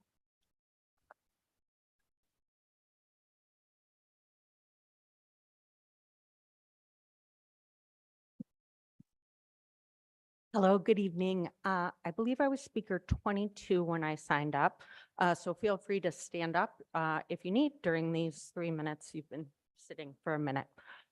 Good evening. My name is Anne Marie Engdahl, and I'm speaking to you today as the proud parent of 2 Henderson students, Eddie and Libby, who are in the 4th and 2nd grade. During our time at Henderson, we've seen exceptional leadership from principals Jackie Gibson, Patty Greeley, Lindsay Malio, Leah Zapata-Vaughn, and Ben Ketterer. We're grateful to the Henderson leaders, teachers, and staff. In addition to offering appreciation to the Henderson staff, of course, I wanted to thank you for the important leadership during this time and the incredible time you invest in this work. And also thank you to Superintendent Quivstead and Dr. McCray for their leadership this year. Our family loves and believes in this district, our students, and our staff. When I joined MMSD more than 10 years ago, Henderson was a model of love and rigor. This reputation continues today, and it does not come by accident. It takes intentionality, vision, and hard work. We joined the Henderson community not only because of the DLI instructional model, but also because the teachers and leaders at Henderson have built this incredible, thriving, diverse, loving, and rigorous community. Please do not sabotage the work of our community to bolster the enrollment at another school.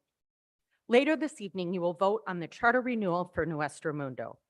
I am in favor of you renewing their charter contract. However, I believe that some of the recommendations do not balance their desire for increased enrollment with what is best for students who participate in the DLI program and currently live in the Schenck, Kennedy, Albion, and Southside attendance areas. I challenge the MMSD Board of Education to approve the Nuestro Mundo Charter, but without the inclusion of their transportation strategy of prioritizing attendance areas that are already pointed to other DLI programs. Approval of the transportation component of this plan is misaligned with the district's mission and vision, and I believe that it will have a significant impact on the enrollment of MMSD's other DLI programs. It is unethical and inequitable to address enrollment concerns at a charter school by reducing the enrollment at other DLI programs across the district. If current MMSD families feel that Nuestro Mundo is the right partner for their family, they can already attend through internal transfer.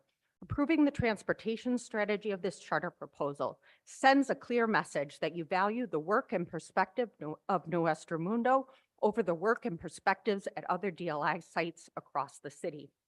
I am not aware of any provided opportunities for affected families to hear about this strategy and provide feedback, and the lack of communication is disappointing. Thank you.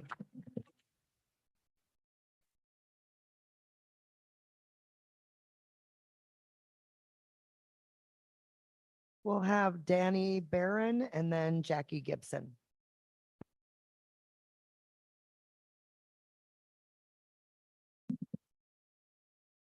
Hello, my name is Danny. I'm the father of Amir Rayshawn Spears, a brilliant, kind, wise, biracial kindergarten student at Kennedy.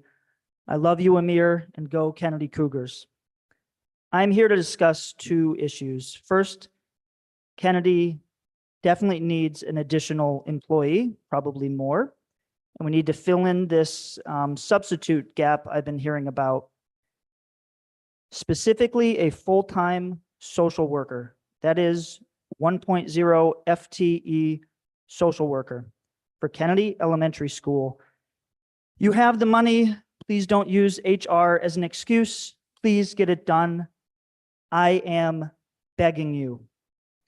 Second, I wish I could talk more about that first issue, but unfortunately something else has come up, bizarre and shocking, which has angered and traumatized me. I must address it. I just got a quote, Good News Club flyer sent home in my son's folder. The flyer is explicitly pro-God, pro-Bible, and pro-Christian, and it is faith-based. Nothing from a Jewish organization or Muslim organization, atheist or otherwise. More upsetting is that the group is allowed to use Kennedy's facilities for its promotion of its religious practices and beliefs. I don't find this acceptable. I find it highly offensive, and it actually scares me. Whether or not it's unconstitutional, that's a whole other story. Some people think it is. Some people think it isn't. I find it to be religious entanglement. I would like you to fix this problem. I would like you to not allow this Good News Club to use taxpayer resources. I don't want you to allow the group to use our public facility, our building, our school. The last meeting I was at, the superintendent correctly went out of her way to denounce a hate group marching through Madison, Wisconsin. And thank you for doing that. This so-called Good News Club is also a hate group. It is homophobic, sexist, and bigoted in many other ways. Superintendent, will you, to be consistent, also denounce this club? If you don't denounce it, then you're a hypocrite, because this club is also hateful and bigoted. Thank you.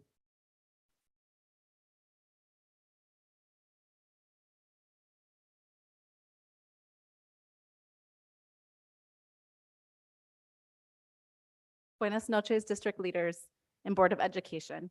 Thank you for all you do for our community and our schools. I'm Jackie Gibson, an MMSD graduate, long-term MMSD employee, and tonight here is the proud principal of Dr. Virginia Henderson Elementary School. Thank you. I'm here this evening to encourage you to vote against the motion to expand the attendance area in Nuestro Mundo's charter renewal. Currently, Spanish-speaking English learners and other students who live in Kennedy and LVM's attendance area attend Henderson, as this is part of our attendance area for dual language programming. These students and families are part of our Henderson family. This is my 17th year working in MMSD, and I have served in a wide variety of roles. Being bilingual brought me to MMSD as a BRS. Then I pursued my teaching degree and master's in bilingual education. This year, 2 of my former students came to read at our first Leamos Juntos event at Henderson. I love this work and believe the work we do in bilingual education, specifically dual lingual immersion, as an equity strategy. At Henderson, our equity vision is there is a place for you here, and we are committed to collaboration and collective ownership of students to create equitable, safe, structured classrooms engaged in rigorous learning. We believe in the innate ability and rich history of all students and families being important to our school community. We believe in the importance of teaming and working together to support students and families. We believe in bilingualism, biliteracy, and Black excellence while taking actions daily to uplift this work. As a school leader, supporting teachers to collaborate and provide amazing opportunities to all students in their classroom and our school is my primary goal. Sustaining 2 classes across strands is critical to our continued success around providing rigorous instruction and building community among our English language instruction and dual language immersion strands at our school. All teachers deserve to have a teammate who they can collaborate with in order to grow, share experiences, and further support the needs of students. I would like to share a brief couple of stories of how having 2 sections across strands has provided equitable access while also supporting teachers to best serve students. We have a student who is both in our dual language and deaf hard of hearing program. She came to Henderson as a 4th grader, and we were able to embrace her as a whole child and develop all 3 of her languages, English, Spanish, and American Sign Language. We also are committed to ensuring our teaching and learning provides impactful instructional moves, and we have recently engaged in learning walks. We have observed joyful learning environments with checks for understanding using MMSD high-quality core curricula as part of the early literacy equity strategy. These are just a few examples of the amazing work that happens at Henderson each day. It is a busy, complex, and loving environment. Again, please continue to offer sustainable dual language education programs at multiple district schools, as this is critical to our equity strategy around supporting bilingual learners. Thank you. Buenas noches.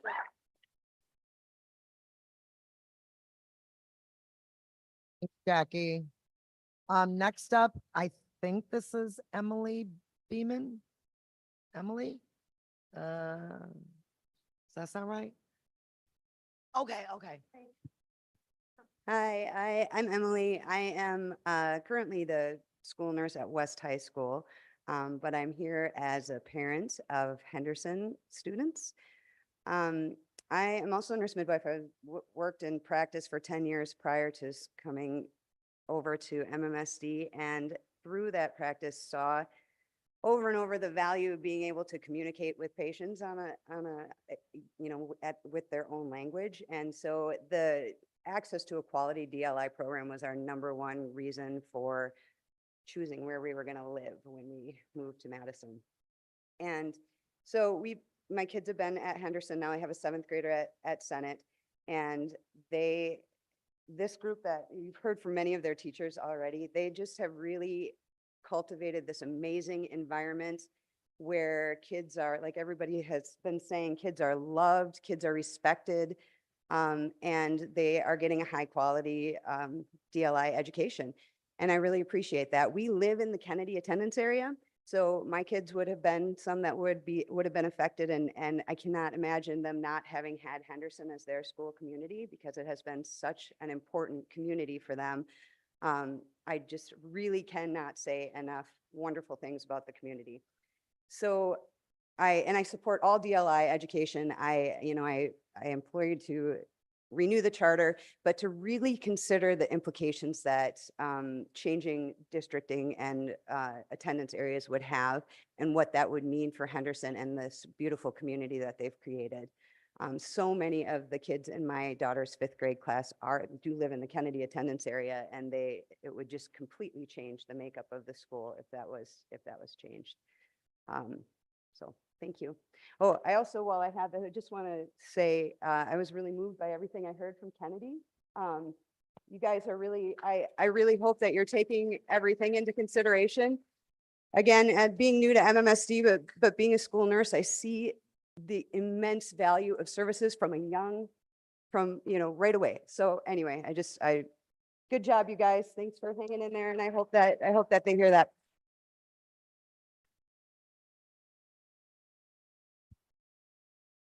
Okay, I believe we had one speaker who had registered who has left, but I just want to call her name to make sure. Elva Montes. Okay, thank you, Josh. All right, our next speaker will be Jen Straight, I believe it is, and then we'll follow up with Michelle Vasquez Juarez, I think it is.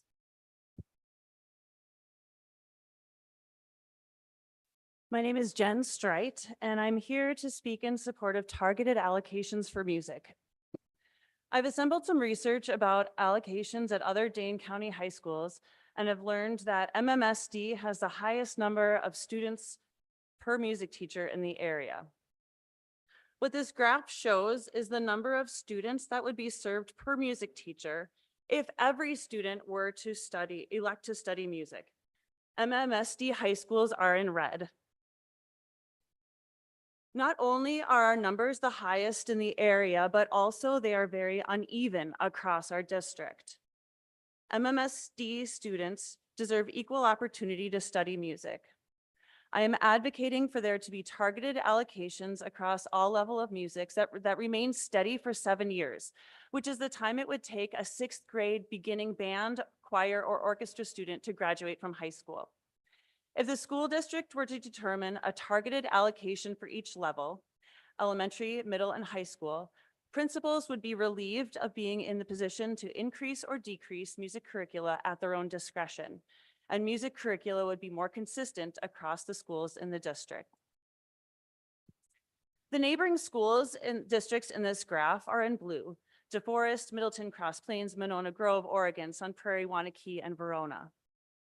These schools have vibrant, thriving music curricula because they have ideal allocations in music. They have a much lower student to teacher ratio than MMSD. Students in these districts have access to small group learning in band, choir, and orchestra, and consistent teachers who are able to build relationships with the students. This combination leads to greater student success as well as higher rates of teacher retention. But most importantly, it creates opportunities for students who cannot take private lessons to participate on the same level as those who do. In order to ensure that all students have the opportunity to find success in music, elementary music classes need to have class sizes comparable to grade level classrooms and 1 FTE per building. At the middle and high school levels, we need 3 to 4 FTE in music at each middle school and high school. Choir and general music curricula need to be valued and invested in as much as instrumental curricula, as they are even more accessible to all students. Without targeted allocations based on the number of students in the school, we are at risk of inequitable music opportunities for students in our district. Every time we trim a percentage of FTE because course enrollment is slightly lower than the year before, we are taking away opportunity for success in music. We know that music plays an important role in a well-rounded 21st century education, and it's time for MMSD to step it up by investing more funds in arts curricula. Thank you. Can I give this to somebody or?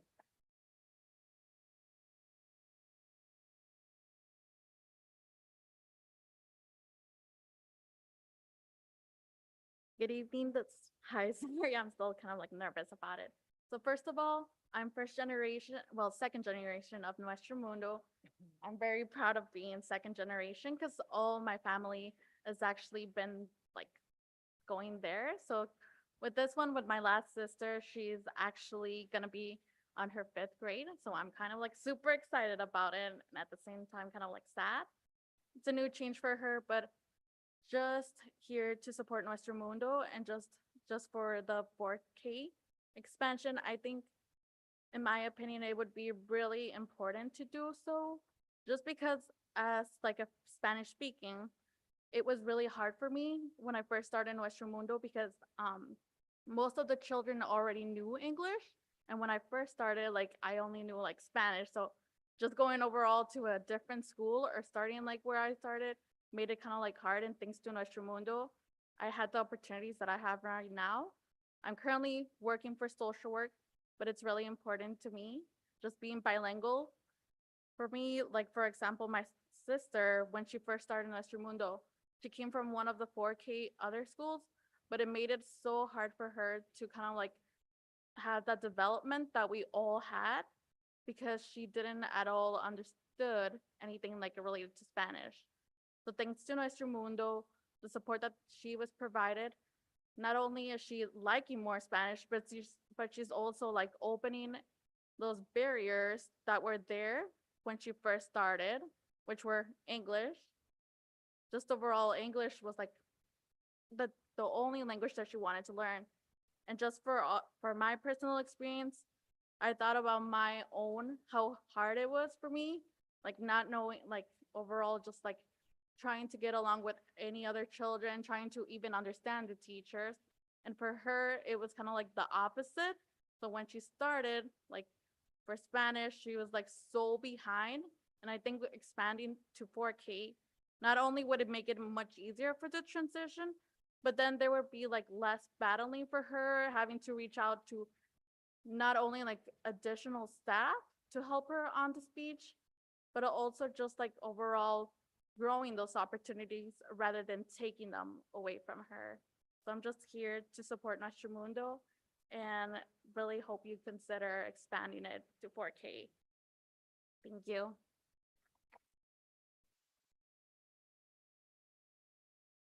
You. Our last registered speaker is Pam Dorn.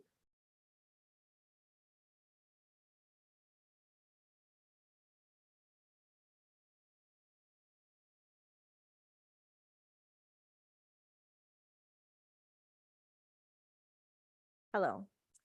I am here today to advocate to vote no on the current charter renewal proposal put forth by Nuestro Mundo.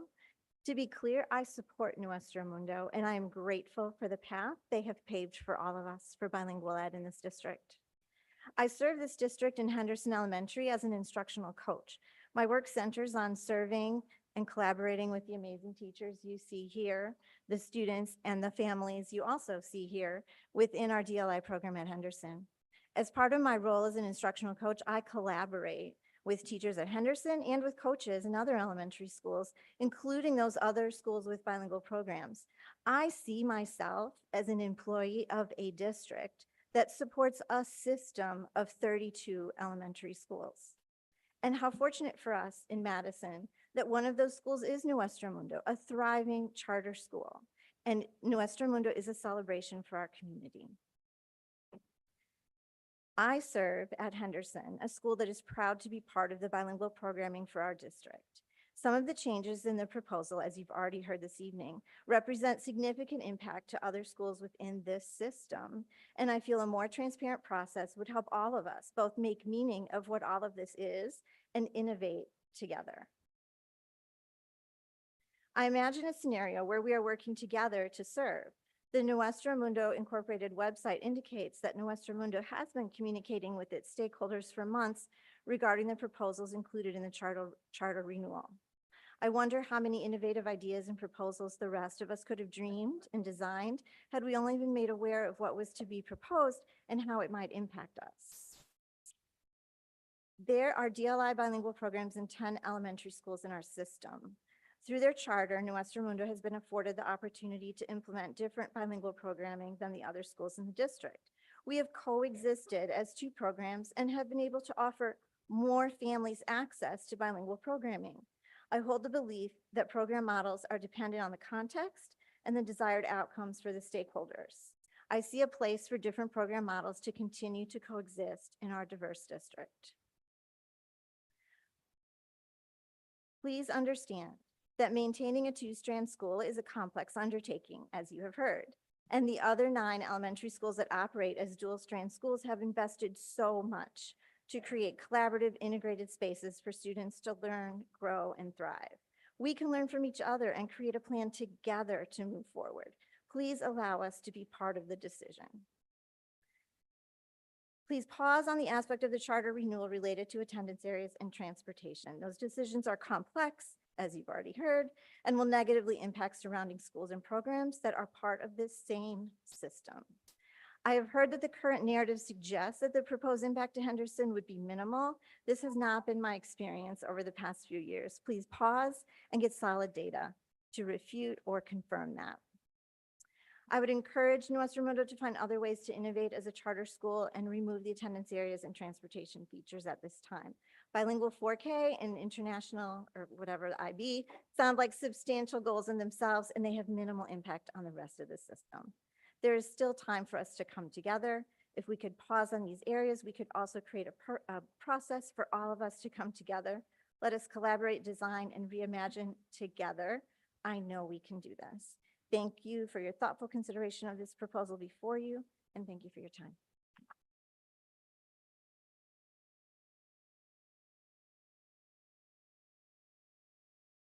Thank you to all of our speakers. I'm going to also just quickly summarize other folks who had registered but chose not to speak. So I'll just do a quick recap. Max Fernholtz opposes Nuestro Mundo charter proposal. Gillian Martin opposes Nuestro Mundo attendance area. Grace Moreno opposes Nuestro Mundo attendance area. Christina Bravo supports Nuestro Mundo. Daniela Fraboni supports Nuestro Mundo. Benjamin Hodus opposes Nuestro Mundo charter. Omar Varquizo supports Nuestro Mundo charter proposal. Lauren Kaileski supports Nuestro Mundo charter renewal. Aria Walsh Feltz opposes Nuestro Mundo attendance area. Ricardo Cruz opposes Nuestro Mundo. Emily Zoller supports Nuestro Mundo. Rachel Linsmeyer Hart opposes Nuestro Mundo charter. Udar Ola Diaz, maybe, sorry about that, supports the contract renewal for Nuestro Mundo. Abby Meister supports Nuestro Mundo contract continuation. Caroline Hess supports Nuestro Mundo. Gustavo Vasquez supports Nuestro Mundo. Sandra Ortiz supports Nuestro Mundo 4K, and Augustina Perez supports Nuestro Mundo Community School. Thank you all for your sustained attention tonight and for also managing the time well. The board is going to take a 5-minute recess, and then we will come back to move through the rest of our agenda.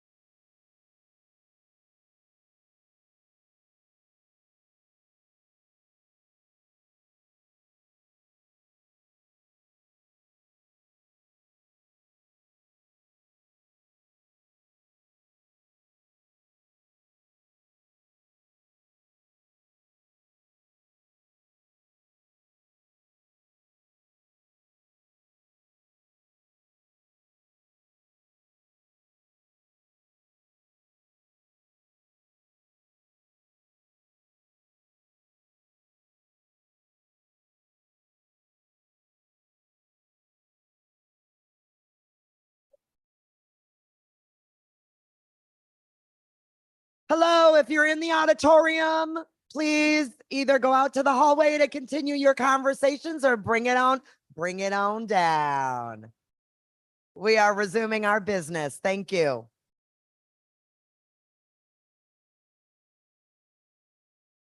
All right, we're moving on to the minutes. I move that the Board of Education approve the minutes from the regular meeting dated November 20th, 2023. Second. Any corrections or discussion on the minutes? All right, seeing none. Talia, your advisory vote. Aye. All those in favor, aye. Thank you. That passes 7-0. And can I ask Rob, can you turn your camera off? Thank you. All right, board president's announcements and reports. What did I do?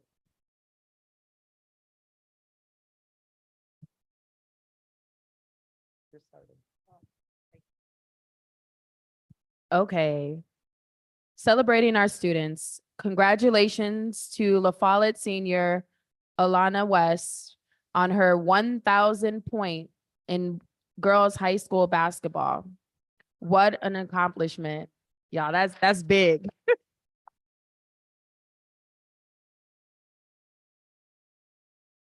Celebrating our community. The board would like to thank the Boys and Girls Club of Dane County for surprising some of our staff members through their Pay It Forward campaign.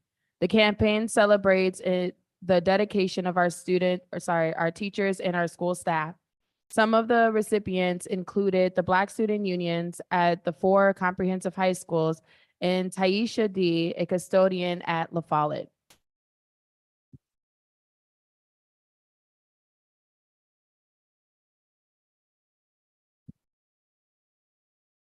For a Wisconsin education update, recently Governor Evers signed the 2023 Act 60 into law. Beginning with the class of 2028, which are our current 8th graders, high school students must complete 0.5 credits in personal financial literacy to graduate. MMSD has had this as a district level graduation requirement since 2017, with curriculum and course content developed by our own high school teachers. Financial literacy is a critical life skill necessary to be ready for college, career, and community. For the superintendent search update, the job posting is still live and the application pool has been growing steadily over the last month. The Alma team is continuing to interview and screen candidates, and the Madison Board of Education is now in the process of screening candidates for the superintendent role and will continue through January. We've designed a comprehensive, competency-based process that aligns with the feedback we heard from the community about the skills most important for our next superintendent. Look for more information in January detailing how the community can be involved in the next phase of the search. And we will continue to provide regular updates about the process in the new year. And now I'll pass it over to our superintendent announcements and reports. Thank you, Board President Nichols, and thank you, board members. And as always, I would like to thank our public speakers for sharing their comments with us this evening. We value hearing from you. Thank you for being here. So tonight, I'll begin my remarks by giving 2 Kids First Superintendent Recognition of Excellence certificates. Jesse, next slide. Thank you. So teachers go into the profession to have an impact on the lives of young people with that hope to give back to the community in a meaningful way to make a difference. One of our teachers, Ms. Stephanie Bernard, did just that. She was a 3rd grade teacher at Elvium Elementary School, near and dear to my heart, as that's where I started out as a principal a very long time ago. Ms. Stephanie Bernard passed away in 2022, very close to her retirement. And we would like to play a video here tonight to give everyone a better understanding of the impact that she had and how she influenced the work of literacy in teaching children how to read at Elvium School. Jesse?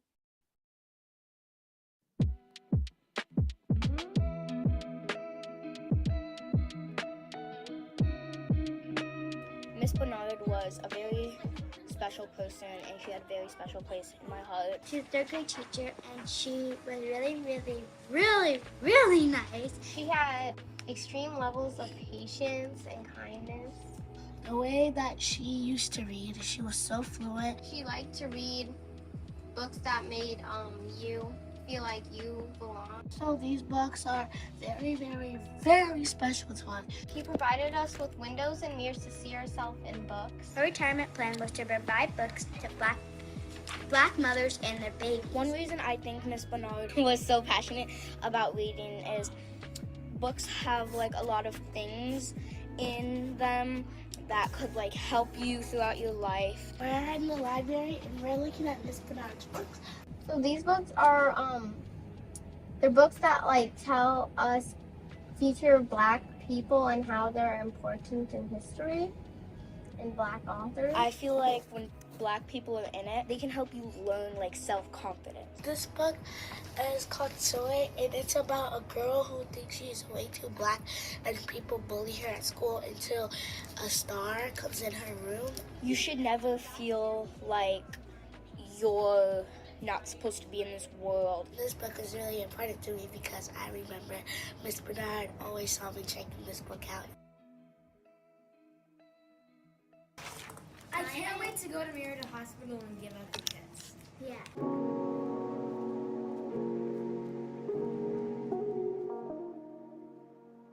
And so these blankets are going to be for the kids. It's a good day to read a book. These onesies are going to be going in Bernard's books bag, which include 2 to 3 books, a baby blanket or a onesie that I'm holding, and postcards and bookmarks and stuff like that for early literacy. I'm doing this for Miss Bernard, who was a 3rd grade teacher that was about to retire in 2022, and a few weeks later she passed away. So we are trying to make her dream that children can learn at an early literacy. So I'm making a vinyl which will go on the bag with this heat press. What inspired me to make this project was making Miss Bernard really be proud. Even though our Black Girl Magic group started this project, we wanted it to be a whole community project. We picked bookmarks because it was something the younger kids could do and still learn the messages. Okay, which one would you like? They're doing the work and they're actually really working hard. So good. You guys are so good at singing. We all have a job to do. We did this as a group. Not one person did it. Part of our group of Black Girl Magic, they spent quite a few weeks on this mission statement to really say what Miss Bernard's books meant to them. Students at LBM founded Miss Bernard's books to continue her dream, to have an impact on the future generation of young learners, just as she had an impact on those she taught.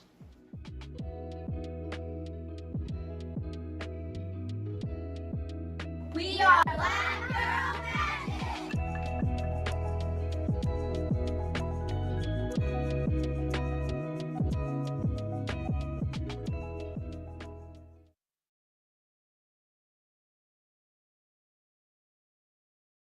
That is absolutely amazing. And the staff and students at LVM have worked hard to keep Ms. Bernard's legacy alive, giving students a way to grieve in a productive way while also honoring her impact through Bernard's books. I want to be sure that everyone knows LVM has been a role model school in relationship to our focus on literacy and early reading. LVM was one of our first elementary schools to implement the new literacy curriculum. Staff created an LVM Lab, summer professional development learning opportunity for all of their staff, including principals, coaches, teachers, and central office leaders. They all convened at LVM to see the work of the new materials and the curriculum in action. Our staff and some of the students featured in the video and shown here on this slide actually got to go to the National EL Conference in Denver and present with a group of team members from MMSD. All right, give it up for those kids. It's pretty awesome.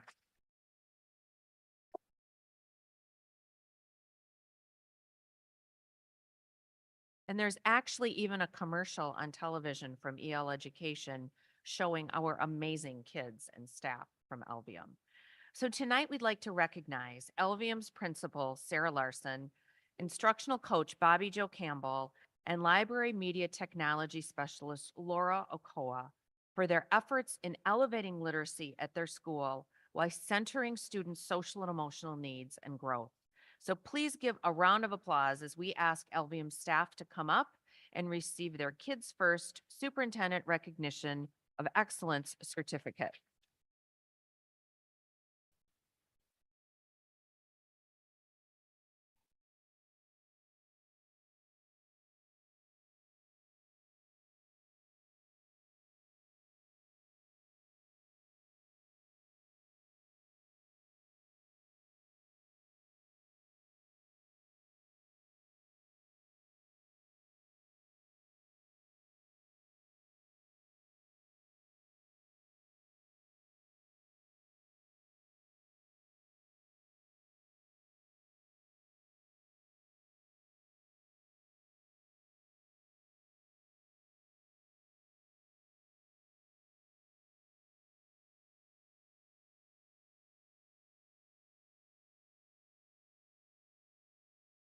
Our second recognition tonight is for an organization that is very dear to me and close to my heart and the hearts of many others. Next slide, please. Let me use their words to share a little bit more about them. Our schools make Madison. They prepare our children for a rapidly changing world that demands new skills and the ability to navigate an increasingly complex and challenging world. We stand with our public schools, working tirelessly to provide resources for new projects and programs that otherwise wouldn't be possible. With that, I say thank you to the Madison Public Schools Foundation for everything that you do for our students, our staff, our families, and our community. This foundation works tirelessly as an advocate for children in the school district to raise funds, develop partnerships, raise awareness, and advocate for MMSD schools, students, and teachers. Every single year, I would say probably every single week, multiple days during the week, our foundation holds and hosts events for community members to learn more about the foundation's work and how individuals can get involved. The various programs that support our schools and staff are examples like the Teacher Support Network or the Adapt to School partnerships. So president of the foundation, near and dear to my heart, is Melinda Heinrichs, who is a huge champion of MMSD. Please come to the stage to accept our Kids First Superintendent Recognition of Excellence.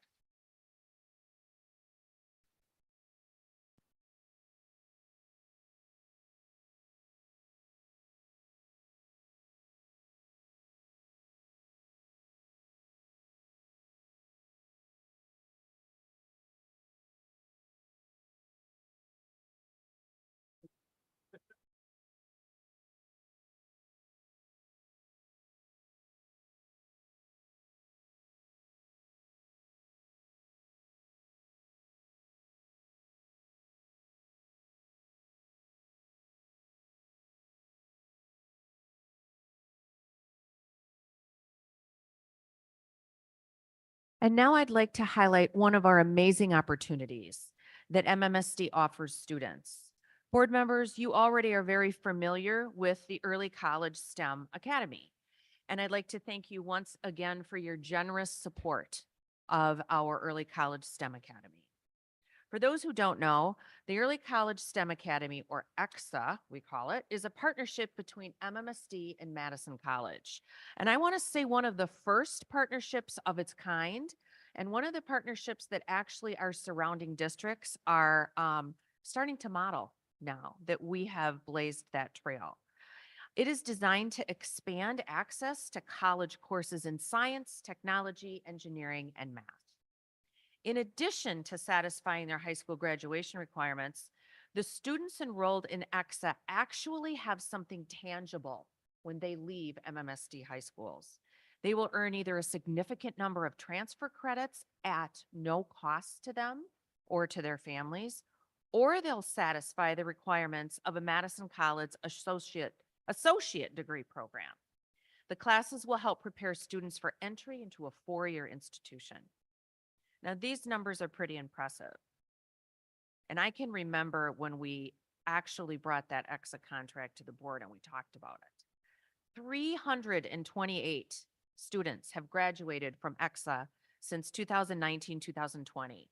And on average, students in the EXA graduate earning up to 48 college credits. We shared this data with the board in January, but it's important to highlight and mention again, is these are pretty impressive numbers. 76 students earned an Associate of Science degree. 168 students that participated were Phi Theta Kappa, which is a 3.5 grade point average or higher. 62% of students identify as female. 54% of students participating were first-generation college going. 52% of students came from a low socioeconomic background, and 77% of students identify as students of color. The application window for our 10th graders for EXA is open now and closes January 26th. So we encourage our community to check this out, see if it's right for your family and schools. Please encourage families and students to apply. So the next piece that I want to share is that we're getting close to winter break. And it's no surprise that many schools and classrooms are really leaning in on relationship building and spending some time together these last few days before winter break. These centering moments allow our students and adults to reconnect and re-engage with each other. But what you might not know is that there's a whole team of people here at Central Office that are supporting schools, and they've been engaged in some of these things as well. Over the past several days, we've had some dress-up days. Today was, I think, Sparkling Day, and I am not going to wear a sparkly sweater again as I am just itching tonight, so I need to get this off. And today was the last day of the penny war. And if you're not familiar with a penny war, the goal is to collect as many pennies as you can, but there's a twist for us. Silver coins and dollar bills actually count negatively. So there's a little bit of a fun factor to that. The most important part, though, of the penny war, though, is that we are donating to Santas Without Chimneys, which is a nonprofit organization that helps some of our MMSD students experiencing homelessness receive gifts during the holiday season. So the next piece I want to celebrate a little bit about is our athletic spaces that you can see above you here on the slide at our high schools that come to us from our 2020 referendum that the school district so generously facilitated and our community voted for. These new and updated spaces provide lots of opportunities for students in amazing environment for fall, for winter sports, as well as in physical education. At West, the pool is open. It is a 10-lane pool with an amazing handicap accessible ramp in the pool as well. There will be a ribbon cutting ceremony later this school year. The weight rooms that you see at La Follette and East are open and being used by students for both their own wellness and also for athletic programming. And as you know, Mansfield Stadium, which is home to Memorial and West, is an amazing addition to the school campus. Schools and athletic directors have been collaborating and working with our architects and our construction folks for the last couple of years. And it's really quite wonderful to see these spaces actually come to fruition so that students and families can be using them. I would like to acknowledge the efforts of our athletic directors for their efforts to do this with families and students. And December 14th was Interscholastic Athletic Administrators Day. So thanks to our athletic directors in the district. So next, I'd like to call out one of our grants, which is on our consent agenda, which is the board's acceptance for $30,000 from our Midwest PBIS for Project EPIC, and that's going to Gillespie Middle School. Project EPIC stands for Enhancing Family-School Community Partnerships through an Interconnected Systems Framework. And the aim of the donation is to enhance the efforts at Gillespie to implement positive behavioral interventions, supports, and support for school mental health, all into one systems framework. The overall goal of the project is to demonstrate how a multi-tiered system of support can improve supports for families, school, and community partnerships. And this has the potential for expediting positive school outcomes for all students, including those students with a risk of disabilities in a middle school setting. So we want to thank Midwest PBIS for this grant that is going to Gillespie. And I see our principal, Melanie Thiel, in the back. So Melanie, thank you for advocating for your building and securing this grant. We're really proud of you.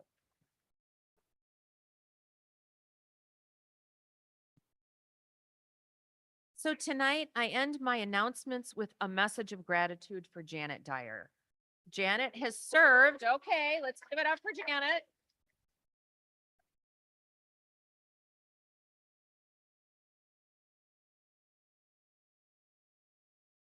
Janet's retirement celebration is Wednesday, so I'm just going to give a shout out for that. She has served MMSD and MSCR for 38 years, showing an unwavering commitment to the importance of recreation and instruction and leaving an indelible mark on the district and our community.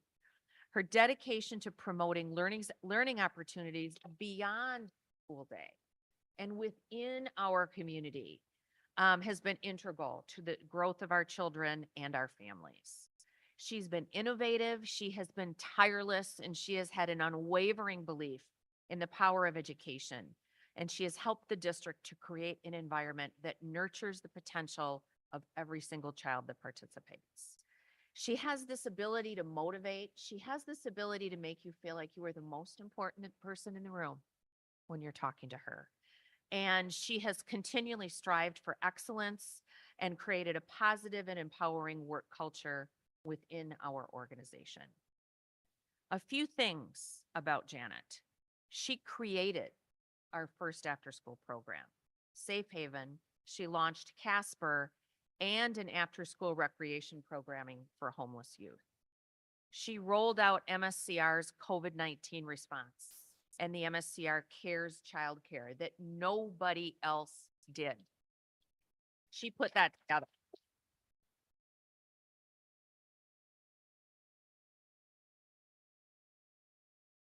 She did it when people were afraid and unsure. We all remember those times. And I remember sitting there saying, as we went back into hybrid, but we have to privilege this childcare that we have built for children and families 5 days a week. And I am proud of the district for doing that and proud of Janet for continuing to support that in our communities. So she does all this with this grace and care and love that we all can learn from. And I have in particular learned from this year in my opportunity to work for her.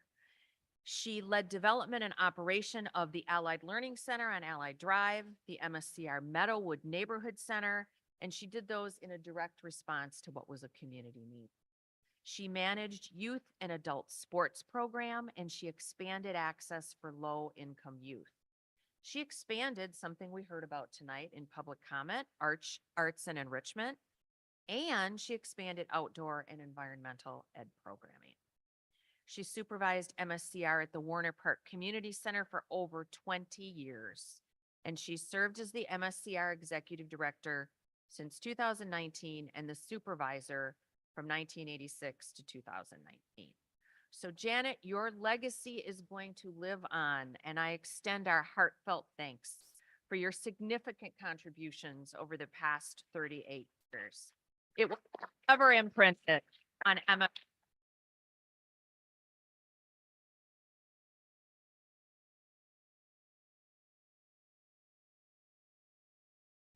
Come up here, Janet. Come on up, Janet.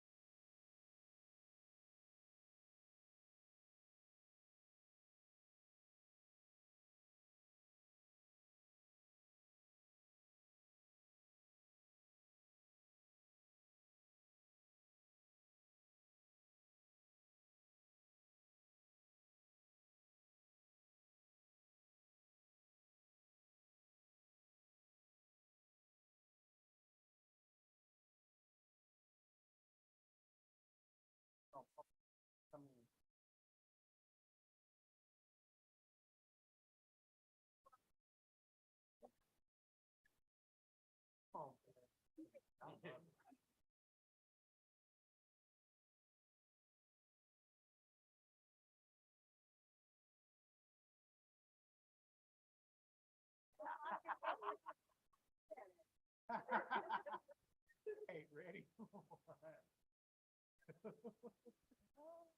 Okay, got it.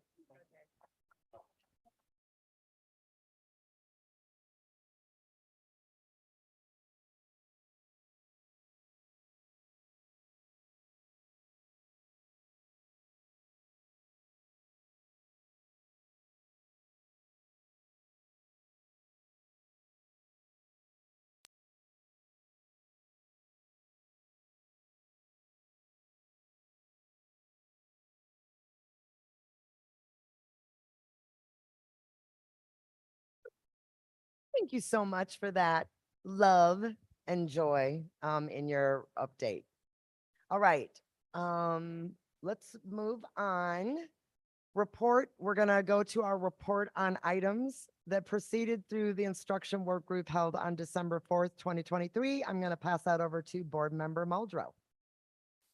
Thank you, Board President Nichols. At our last instruction work group, we discussed our BEP, so our behavior education plan, for the third time since June.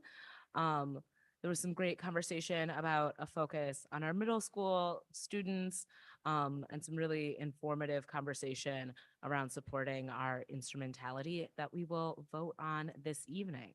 Next month, we will talk about special education and literacy at our January instruction work group. Thank you. Next, we'll report on items completed through the operations work group, and I'll hand that over to Board Member Castro. Thank you. We did not have an operations work group in the month of December. However, we will have one in January where we will start the 24-25 budget cycle with a revenue forecast, as well as receive a long-range facilities report / plan, and maybe a policy. Thank you, Board Member Castro. All right, now we are at action items that proceeded through the instruction work group held on December 4th, 2023, and that brings us to the Nuestro Mundo Charter Renewal. There are a set of recommendations that I will read as motions, and we're going to take one at a time. So I'll need a second for each motion, and then we can open it up for discussion. So I move that the Board of Education, the Nuestro Mundo Community School Charter Renewal, pending board approval of the final contract for the term of 5 years beginning July 1, 2024 through June 30th, 2029. Second. All right, Board Member Muldrow. Discussion. Board Member Vandermeulen. Yes, can you hear me or am I still muted? Yes, yes. They just needed to adjust the volume on this end. Oh, You're good. sorry, I didn't mean to blast anyone. Apologize on that. I am very for the 4K at Nuestro Mundo expansion. I am very for the Nuestro Mundo charter renewal, but I am against very adamantly is the attendance change and the transportation. The transportation, we've had transportation issues all year. Adding another transportation stop to an already overburdened system, I don't think is going to be successful and could actually cause more harm. And I think that's problematic. The other thing, and this is probably the one that's most important to me, is the admissions area.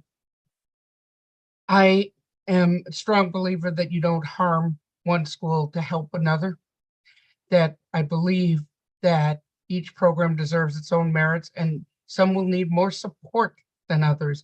But when you change the attendance area, you actually could do irreparable harm. Board Member Vandermeulen, thank you for your comments. I wasn't done yet. Okay, I want to interject really quickly. So we're reading the motions in order.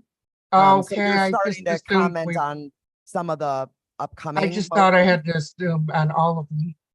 No, we're going to do them one at a time.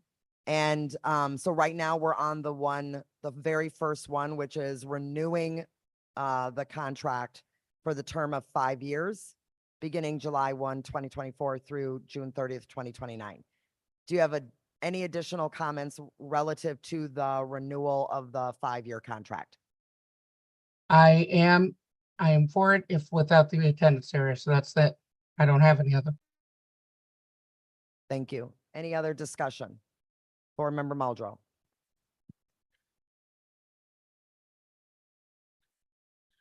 I want to thank the folks who came here to speak this evening in support of our instrumentality, Nuestro Mundo. I want to thank the leadership at Nuestro Mundo for giving us the opportunity to discuss our instrumentality thoroughly at our work group this month. I am going to vote in favor of renewing the charter for Nuestro Mundo. Nuestro Mundo is one of our schools, and I think our investment in our own schools, our own instrumentality, is something we can be incredibly proud of. I think the work Nuestro Mundo has done to establish themselves in our community as the first DLI program in Madison needs to be recognized and celebrated, and I'm excited to get to vote in favor of the renewal of their charter for the second time since I've been on the board. Thank you. Board Member Castro. I too intend to vote for this 5-year renewal, as been said prior. The Latinx population here in Madison and the district is the fastest growing demographic in our community, and I think this partnership with Nuestro Mundo is the growing demographic here in Madison. So, thank you. Thank you. Any other discussion on this motion? All right, Talia, your advisory vote. Aye. All right, all those in favor? Aye. Aye.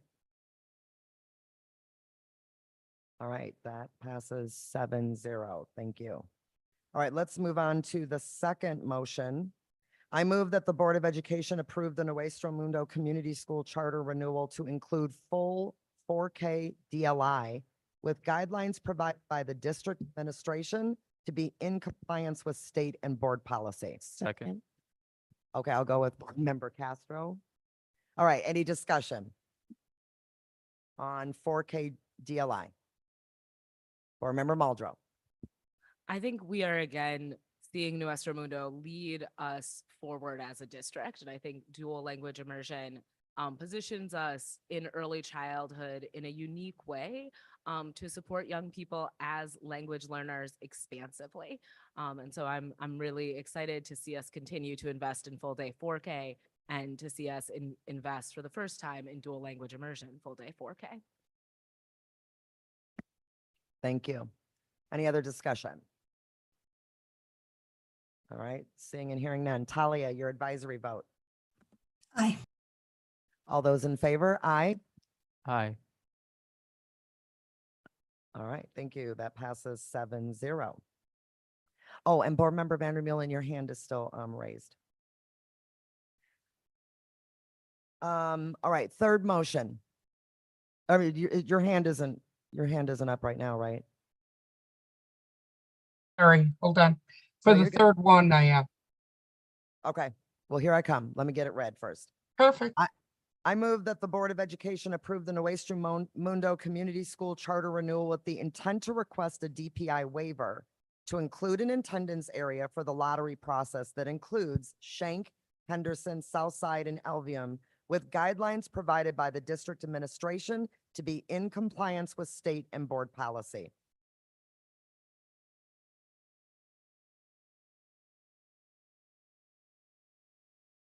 I'm sorry, it sounds like there's a correction to the motion. Hold on one second.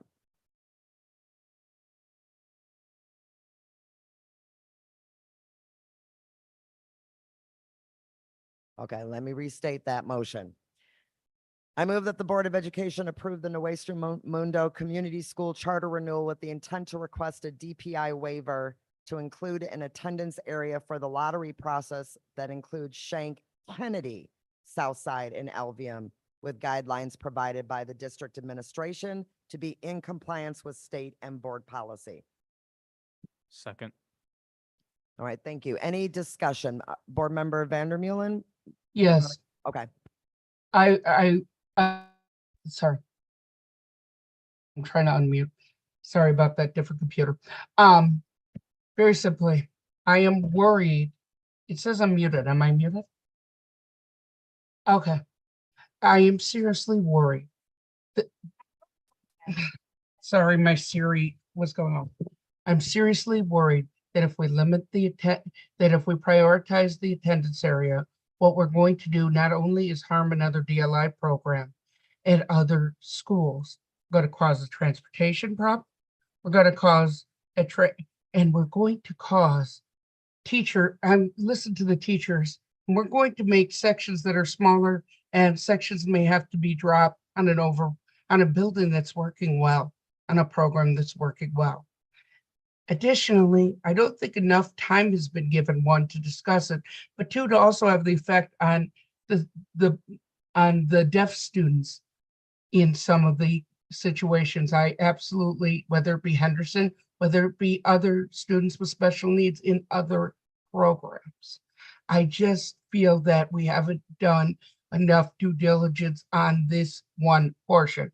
I think everything else could deal with, but this one portion, I think, requires the board to go back and take more time. Is it possible to separate that out, Chair? Thank you, Board Member Vandermeulen. Vice President Pearson. Yeah, so this is gonna just be a question, just for the administration.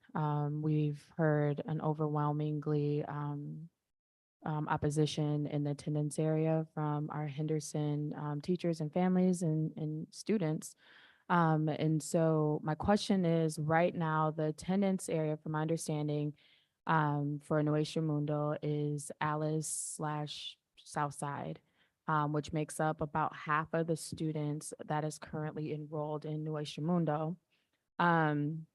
If we were to open up, or not vote on this motion, and this motion is voted down, what does that do for the charter in the attendance area? Does it revert back and stay at Alice and Southside, or would there be opportunities for it just to be district-wide? So someone can answer that question. We will have Dr. TJ McCray, our deputy superintendent, come up. He has been working on this with Nuestra Mundo. All right, here we go. So, and Mom can help me if I'm right around here. So currently, it's two pieces that I think that we want to address. So one is the mere fact that the lottery has already opened for our district. And so currently what we've done, because we recognize that Nuestra Mundo was in the process of renewing their charter, we've left the lottery based upon what they did last year. And the reason why that's important, because I think that if we're going to make any changes, we want to make sure like we're providing all of our families with the same amount of time to apply to the lottery. So just thinking about what that will look like. If you do not vote on the current, then my recommendation would be that we would need to have some conversation about what will be the attendance area, but it will remain as it is for right now. That is currently will just remain Alice and Southside.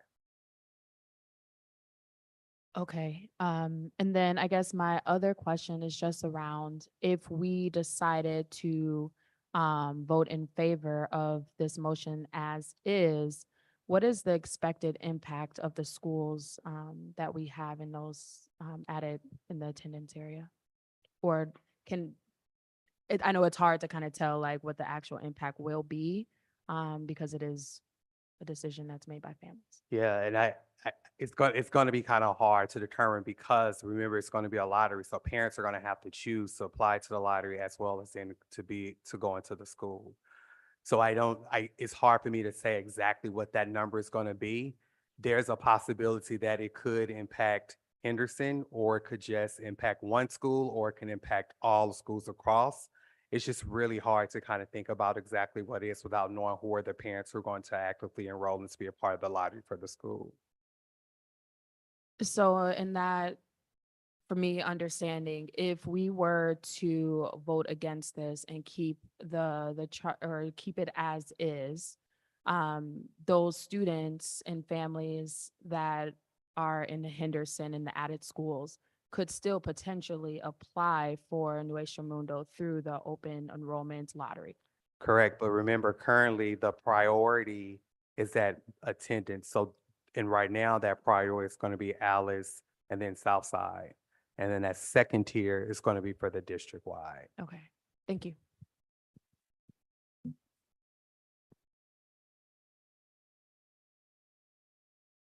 Board Member Muldrow and then Board Member Mosner Feltham. Thank you, Board President Nichols. I want to reiterate what Board Member Castro said, which is that our Latino population is the fastest growing population in the district.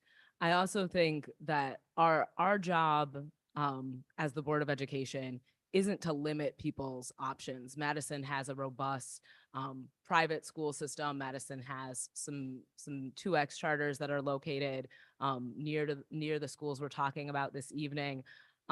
Our job is to make our schools the best option.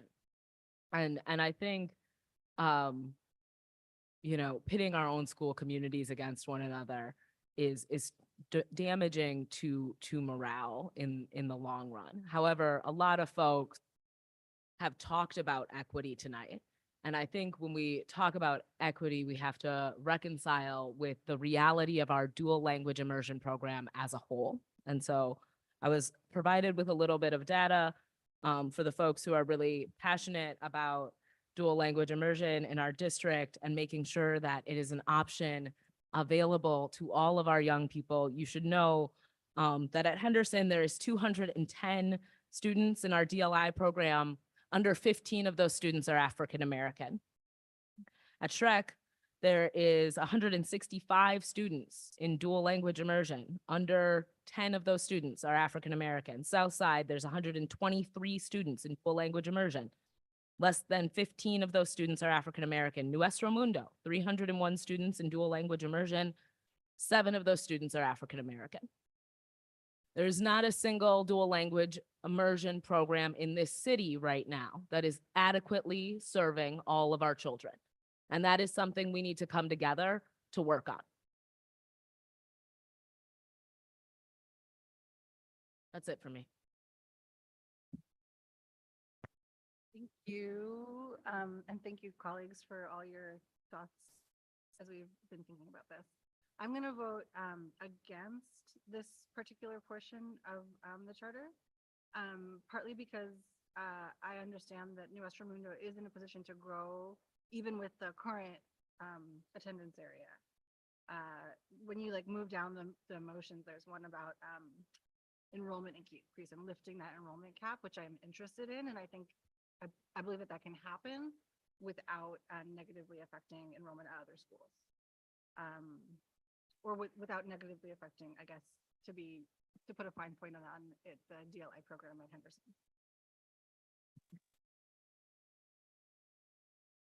I have one additional question, I think, for Dr. McCray. Thank you. I'm sorry, I could have probably asked when you were up here earlier. So I just want to make sure I'm checking my assumption. So with the motion to include an expanded attendance area that would include Shank, Kennedy, and Elvium, adding it to what they currently serve with Southside. That means that families in all of those neighborhood school areas could apply to be in the lottery, but they may not be selected. And they are the and they are the priority. So, yeah. Why are you emphasizing that? Because remember, in the second tier, anybody could apply, but that first tier is a priority that they seek to enroll first. Okay. Then they come and select the schools. Because currently Nuestra Mundo is serving students across the district. But the priority currently is Atlas and Southside. Right, right. Okay. Okay. And so let's just say there was this expanded opportunity for families to apply to get in the lottery. One, they may not be guaranteed a spot. And secondly, if they were a family that currently went to Henderson, even if they were now eligible to apply for the Nuestro Mundo lottery, if they love Henderson, they can keep going to Henderson, right? Correct. They wouldn't apply for the lottery. So Okay. remember, you're not forcing them to do it. They're saying, hey, I'm at Henderson and I really want to go to Nuestro Mundo, so I'm going to apply. Okay, okay. And when you all were doing your analysis, doing your work with Nuestro Mundo regarding this issue of their attendance and their enrollment, can you explain a little bit about how you landed here? So I think it was a going a little bit around back and forth because I think that, and Josh, I don't want to speak for you, but I think it was really thinking about how we really grow the program to allow them to see that growth. And one of the things that Josh is really keen on is staying in that attendance area, that La Follette, and really servicing inside of the community. So what we looked at, like at where we currently are with our DLI programs and thinking about like the current capacity of some of our schools and thinking about how having another opportunity might be able to support those schools, such as like class size numbers at Shank, and then having students to travel further to go to other different schools. And so those are the things that we kind of considered when we looked at the schools that we had within the current attendance area. Okay, any further discussion or questions for Member Casper? Yeah, I just want, I got a comment and a quick question. One, I completely understand the wanting to protect what you have with your community. And I'm happy that you clarified that families will have the choice. They won't be mandated to go anywhere. They will have the choice. They'll have the choice to enter a lottery. I think what we're trying to get at here is managed growth. There will be, in the long term, increased demand for DLI options in our district in the long term, fastest growing demographic in our district. And so I understand the fear that opening this up to Nuestro Mundo will take away from Henderson, but I don't think that accounts for the growth that will occur in all areas of our city. You know, so specifically in the plan, we're going in the first 2 years from 302 students to 342 students. 41 students were already on the wait list from the current enrollment area. And so, you know, those additional roughly 50 slots can't all come from Henderson. I think it is a numerical impossibility through the lottery system. However, if even for counting all the growth, even after all the growth takes place, Henderson somehow loses students, even though it's projected not to, what other supports could the district offer to maintain those, to maintain the DLI program? Someone could answer that question. So, in terms of supports to maintain DLI at Henderson, a couple of things. First of all, I think TJ, you were right in terms of we don't actually know how this will impact enrollment at some of the other DLI schools in that attendance area. And we, through our new budget process that we've been working with our assistant superintendent and building business services around, we had talked about not taking away or basing FTE or allocation on what's projected, but on current students that are there, rolling those numbers up and holding some schools harmless, particularly in this attendance area where we're not quite sure of where the numbers will land. I also wanted to say in terms of, let's just take Henderson, for example. So Elvium and Kennedy students who are native Spanish speakers and have rights by law to a dual language program are provided that dual language opportunity at Henderson with transportation. So that will continue to happen. And Savion, as you said, those numbers are continuing to increase. So we need to be sure that we are continuing to provide those seats at Henderson. Now, I know I'm going to get in a little bit into the next one, but I just want to say this. What we're talking about around the transportation in this lottery area is not transportation and another route or a stop on an existing route. What we have proposed is a parent contract for parents in that defined attendance area, which means we actually pay the parent to transport their own child to Nuestra Mundo, which is a choice, right? You choose to go into the lottery. So families who want to continue to attend Henderson from the Alvium and the Kennedy neighborhood would definitely be able to do so with transportation because that's their assigned school. So the impact to an Alvium or a Kennedy student who's a native Spanish speaker, remember, you don't have to, it's not mandatory that you go to Nuestra Mundo. They have transportation to Henderson already. And if a family decided we want to go to the full immersion school, they could do that if they got in the lottery, but they would have a transportation contract versus their own transportation. Yeah, so and that's the individual, I mean, that's in the decision-making metrics of those individual families. Who knows if that works out, if that's a better situation for them or not, other than just the direct yellow bus transportation, which I assume is the more simple route. But anyway, in my mind, just looking at the data numbers, I'm assuming that we're going to have to add DLI sections all over the city in nearly every school, just the way that the numbers are working out.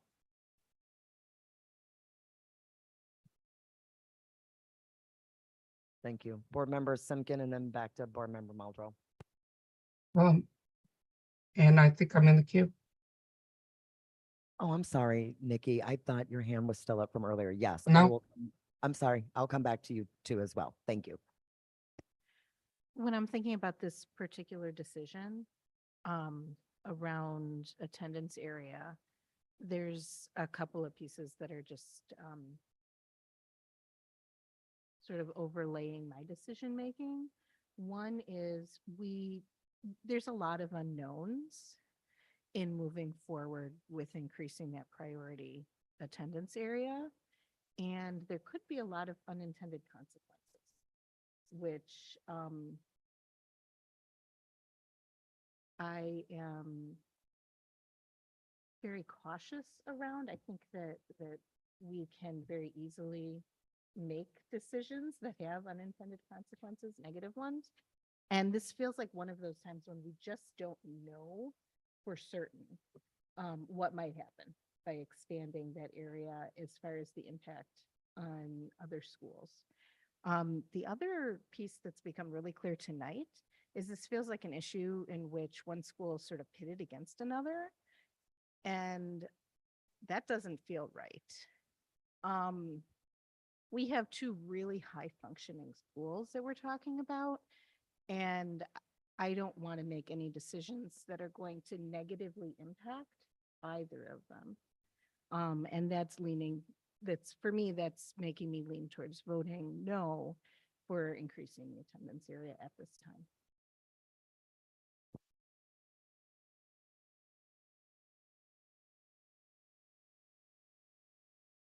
Okay, Board Member Mullen, thank you. Oh, okay. Ali, if you want to go, you can. I mean, I couldn't see your hand and Okay, so the last thing that I wanted to talk about, and I very much appreciate Board Member Castro's question, but I think when you talk about parent contract, right, that seems that is something I think most people are not particularly familiar with. And I want to emphasize that part of the reason parent contract, in my opinion, is a competitive and thoughtful approach to transportation, is that we are obligated by the state to reimburse parents who drive their children to private schools. That is something we have been doing for years. It costs us thousands of dollars to subsidize transportation to private schools. And so if we have the option of subsidizing transportation to our own schools and helping parents make decisions within our system, I fully support that. And I greatly appreciate the creativity and thoughtfulness that went into looking into that as an option. So thank you for explaining it, Superintendent Clifstead. I do think it's important to contextualize a decision like that. That's it for me. My argument is still stands that I listened to the teachers, I listened to the people tonight, but I've been doing a lot of research on this. And what started it for me was looking at the trends on open enrollment and seeing how few individuals with disabilities with open enrollment are accepted in public instrumentality charter schools. And knowing that Henderson's has the largest deaf population. And if we're going to speak on equity, we need to include that population as well. That's what I'm worried about. That's who I'm afraid we will hurt unintentionally. I think we have, as Laura put it best, we have 2 schools that are working wonderfully. Why mess with something that's not broken when we can still have people apply? We could still add to it. But by doing it this way, we have the chance to directly harm another minority group. And I think that could seriously impact our ability to face equity in this district. And I am all for New West Raimundo. To be honest, that was the first school I ever went into. And it probably was one of my favorites. But I'm agreeing with the 4K. I'm agreeing with everything else, but I cannot go there. Thank you.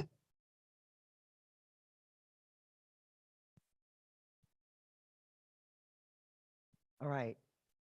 Any further discussion? All right, Talia, your advisory vote.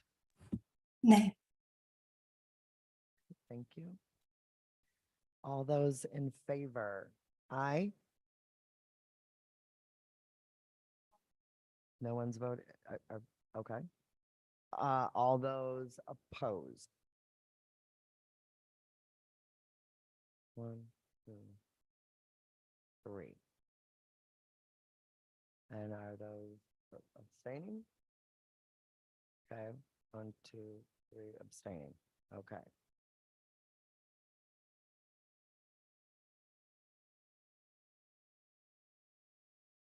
So it fails.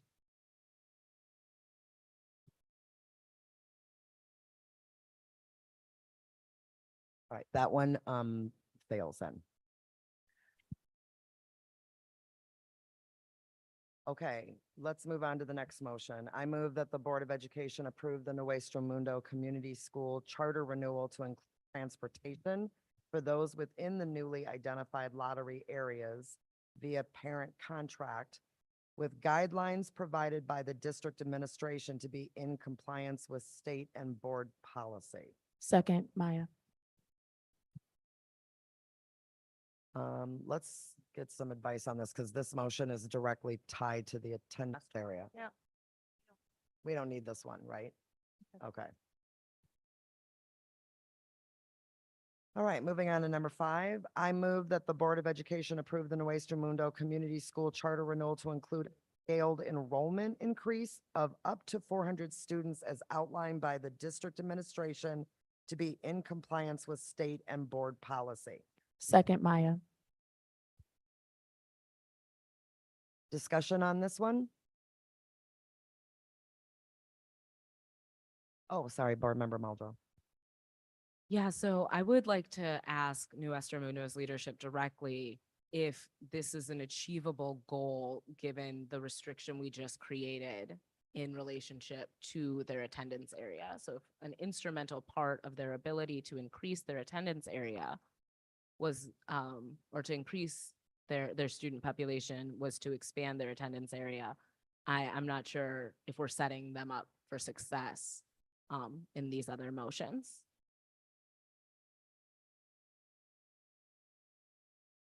I'm going to allow Josh to talk, but there's one piece I just want to lift that I was sharing with them. When we're thinking about what that growth is going to look like, we know like by year 5, we want them to hit that 400 number. So our recommendation is that for years 2 and 3, there's an increase of 350, 34, 375, and then year 5 to be at 400. So we want to make sure that when Josh comes, that we are really looking at that it's a slow increase and it's not just hitting that 400 number from the very. Thank you. Okay. So just to provide a little bit more context related to the math of that. So if we fill current sections, kindergarten through 2nd grade to 19 students, and then funnel the same amount of students into our 2 sections at 3rd through 5th grade, that would put us at 342 students. Depending on the demand for 4K DLI, how many sections that we fill there, it could be up to 20 students, and that would bring us up to 362 students. So 362 students by, That's if we fill to current capacity next year. okay, If we were to fill a current capacity with 24K students, which is an unknown. okay. So were we to vote in favor of the growth or increased attendance of students for Nuestro Mundo, that feels like an achievable goal over the course of the next 5 years, is to go from being roughly 300 students to 400. I don't think that I don't think that we would be able to generate enough allocation to add additional sections and still stay below 400. So I think really 362 is about maximum Okay. with Were I to the amend, current plan. say that growth would be, so, and I'm sorry, I want to make sure I understand. 362 is maximum for next year. Yes, it's a possibility for next year if we fill to capacity. So if next year the goal is 350, 342 without the addition of 4K students. okay. So if the goal of next year is to hit 350 and position you all to be at 375 3 years from now and at 400, it feels like you're saying we might want to lessen that expectation. I would say it's you know, it's unlikely that we would fill to 362 next year. Okay. Say that. Yeah. I think that's a goal to aspire to. I guess I'm curious about amending this to get you all to a space where by year 5, you're landing between 375 and 400. Because I think most of us understand that Nuestro Mundo is a highly competitive and sought after program. I feel like I understand that personally as a person who's put my kid in that lottery. And simultaneously, I think if you come back to us 5 years from now and are unable to meet the goal of 400, it may create a narrative around a lack of interest in the school itself, which I don't think would be genuinely reflected. So I guess my real question is, to what scale is growth possible, and how do we encourage that and make sure that our community knows you all are accepting more and more kids every year, without putting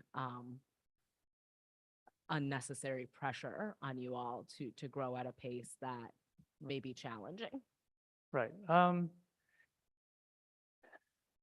Yeah, I guess I would say that the current limitation is maintaining linguistic balance in each classroom. And so like most other dual language program, or I'm assuming, We maintain a wait list for our out of attendance area English families. Unable to pull from that list because we would go over the linguistic balance that's required for the program.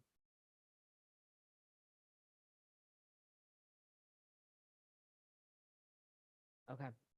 So I think for me, the compromises, and I'm not sure how to amend the emotion to get to this compromise. So I guess, Manka, I'm gonna look to you. But given the fact that we reduced their attendance area and the transportation that was originally proposed, were we to say the growth ultimately gets to 375 instead of 400, could I make a motion to amend that be shifted from 400 to 375 in year 5?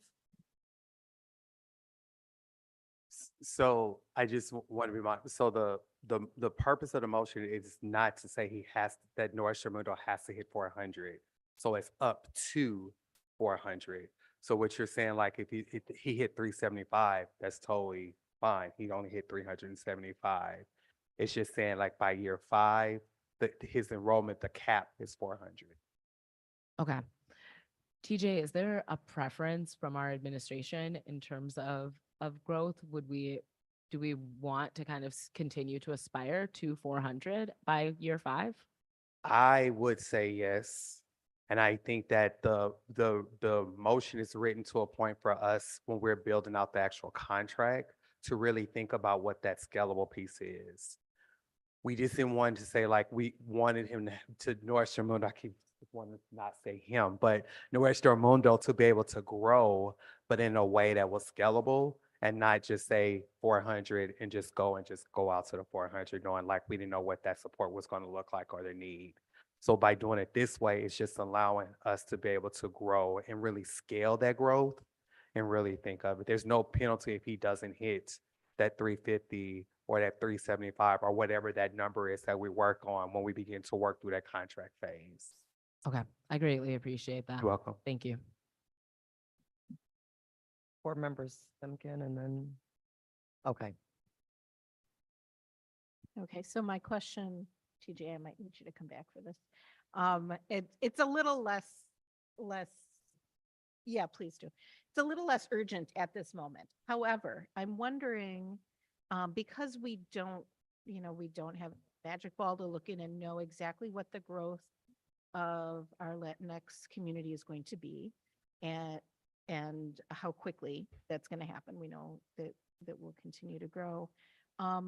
What is the ability of the board and Nuestro Mundo together to make amendments to this agreement? Is there any limitation in the ability to do so? To the contract, once the contract, so, To the because remember, so right now, the purpose is for us to have the information so that we can build a contract that needs to go to DPI. Mhm. And once that contract is submitted, and Monica help me out, I believe like we can then create amendments that will need to go to DPI based upon the contract. So once we get the contract, the board votes on the contract, it goes to DPI. If there are any changes, we would need to submit an amendment to DPI to the contract. Okay, so the decisions we make here tonight are set on paper, but they're not set in stone. Correct, because remember, we're going to be working, the administration as well as Nuestro Mundo to build and put everything in the contract to bring back to the board to vote. And then that final contract will need to go to DPI. In the process, that contract will also be going back and forth to DPI so that they can see it before it comes to the board to make the final vote. Okay, thank you. You're welcome. Board Member Vandermeulen?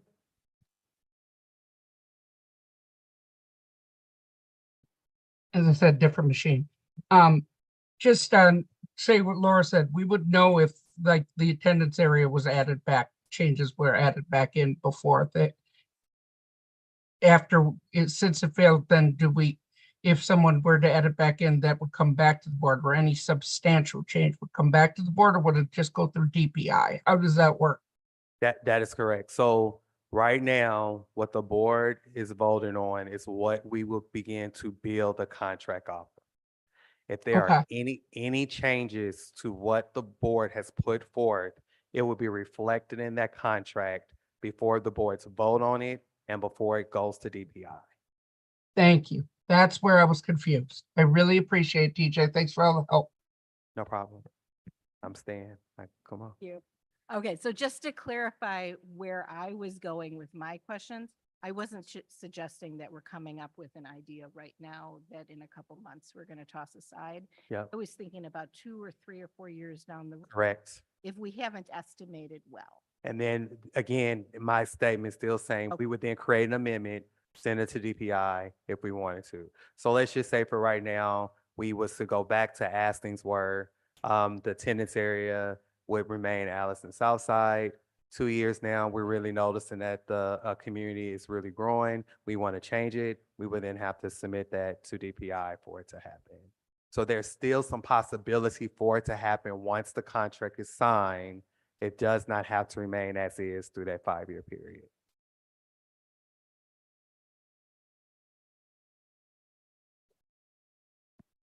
All right. So on this motion, Talia, your advisory vote. Aye. Okay. All those in favor? Aye. Aye. All right. That looks like 7-0. Thank you. Okay, last motion. I move that the Board of Education approve the community school charter renewal without IB as an instructional program.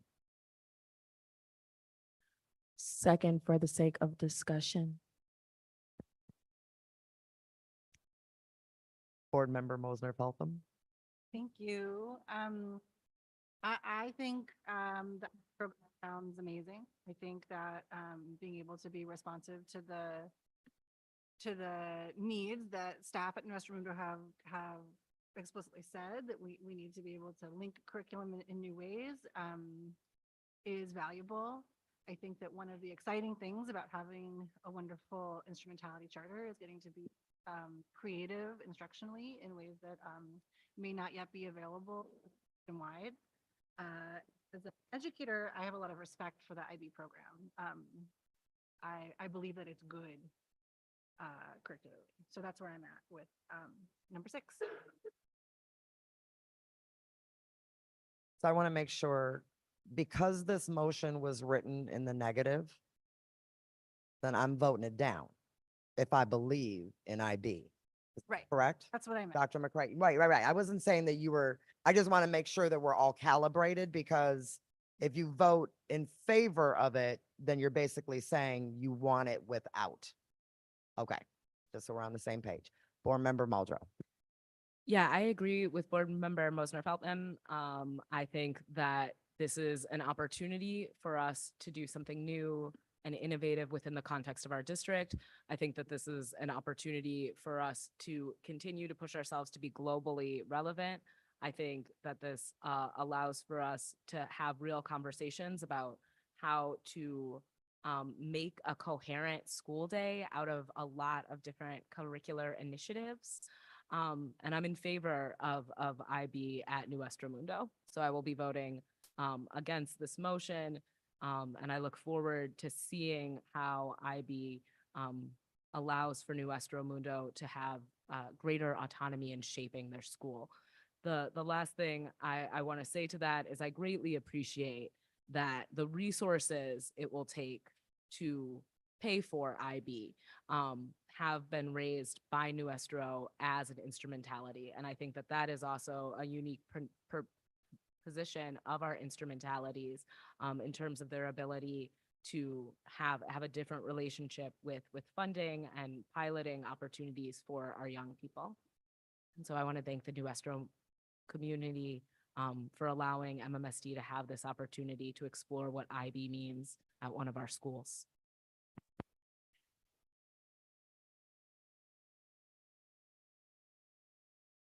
I also am excited by the opportunity for New Mundo to start the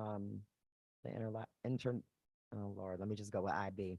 With the IB program, and I think it would be a strong attractor for families who want to choose to go to Nuestra Mundo, and I think we'll also learn a lot from their implementation of this. So I'll be voting against the motion.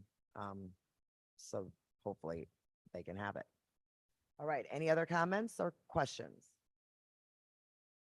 Okay, Talia, your advisory vote. Nay. All right, all those in favor, say aye. All right, I see.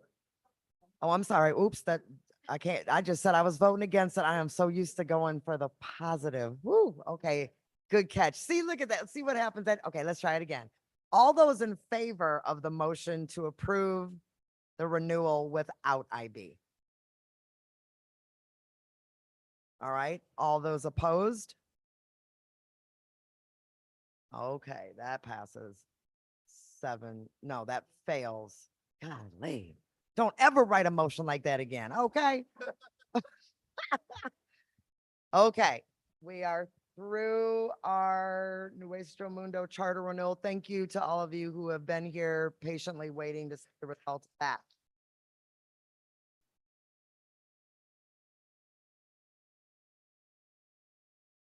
All right, we are gonna.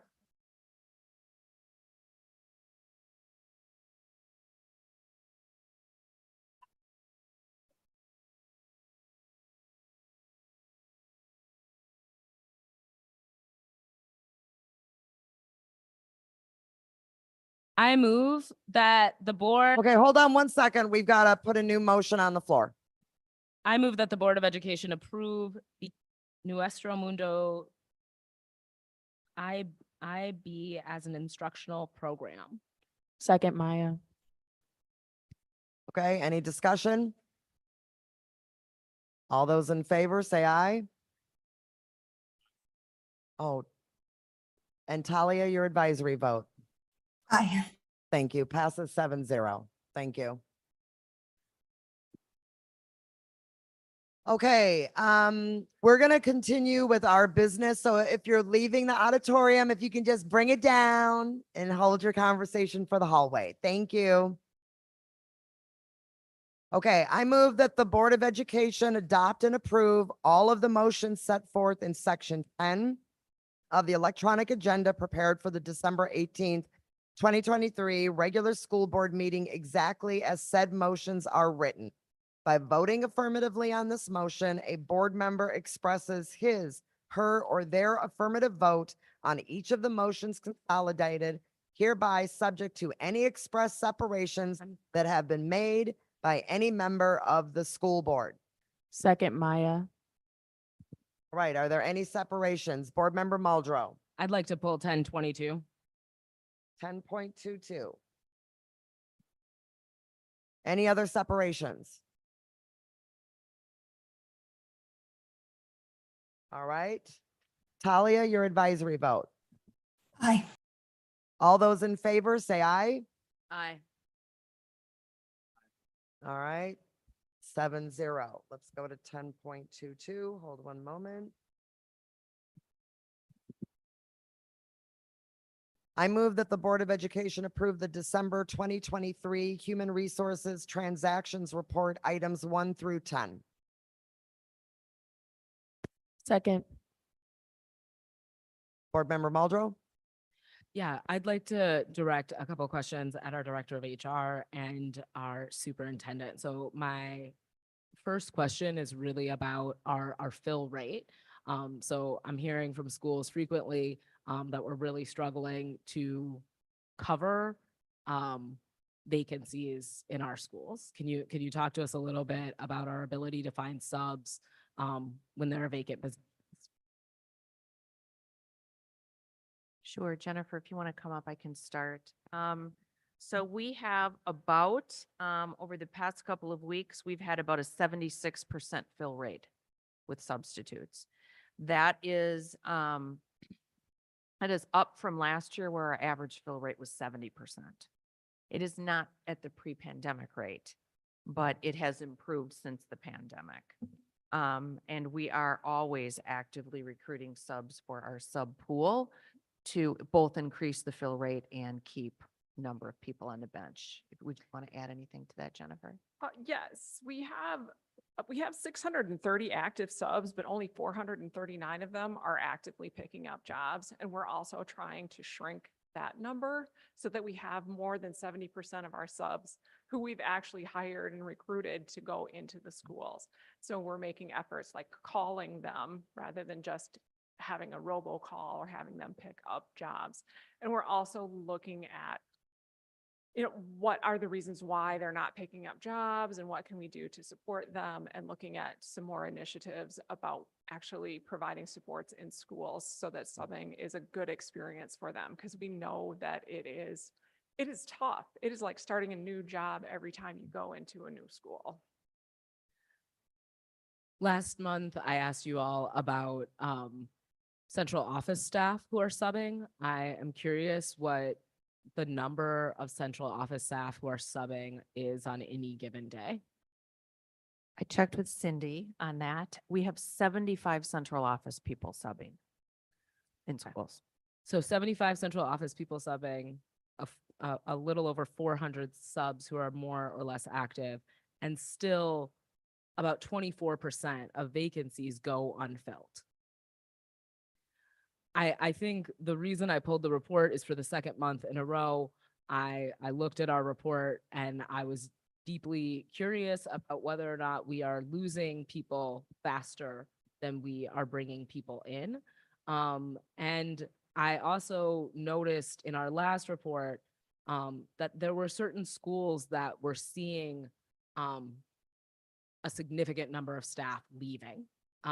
And I was hoping in this report that I would see those schools targeted for filling vacancies. So I guess I want to ask, if we have a school that is experiencing a real significant number of vacancies right now, how are we prioritizing supporting that school? And how are we making sure that students have teachers? So I know that our associate superintendents have been meeting weekly with the HR team, particularly around some of these schools that have the highest vacancy rates and some of the highest turnovers. I know that Jennifer and the team are also working with departments to make sure that that onboarding process is expedited.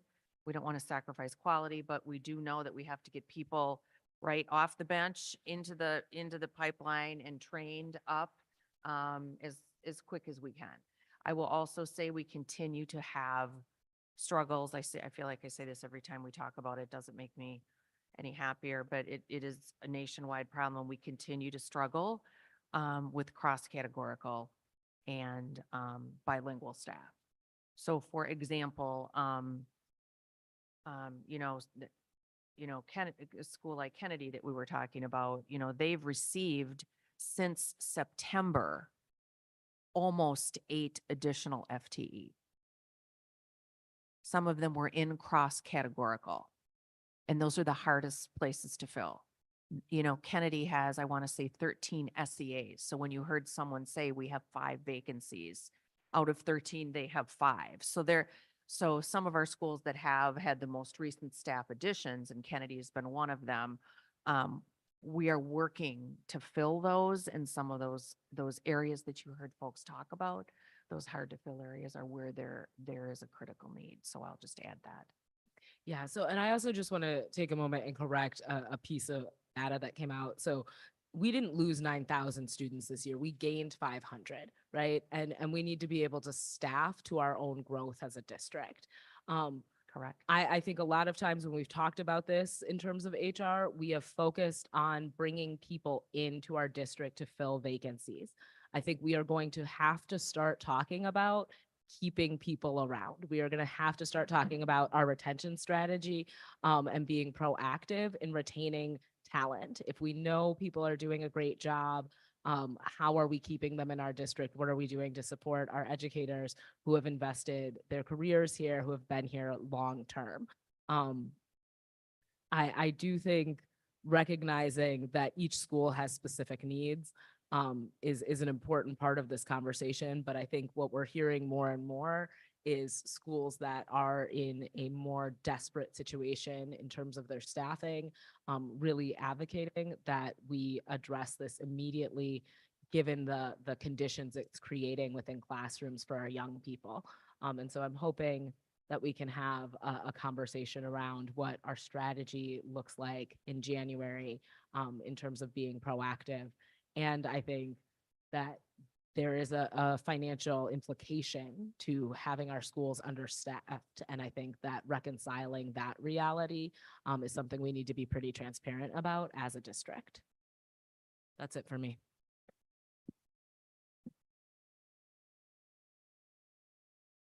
I don't know if Jennifer wants to walk away. I just had just a quick question. I know that we get the weekly updates around HR, and I know that the HR report comes out every month. But it's been a while since we have had a comprehensive presentation from HR, especially after the investment that we made with Dr. Anderson coming in and helping kind of revamp the HR departments and you coming in, Jennifer.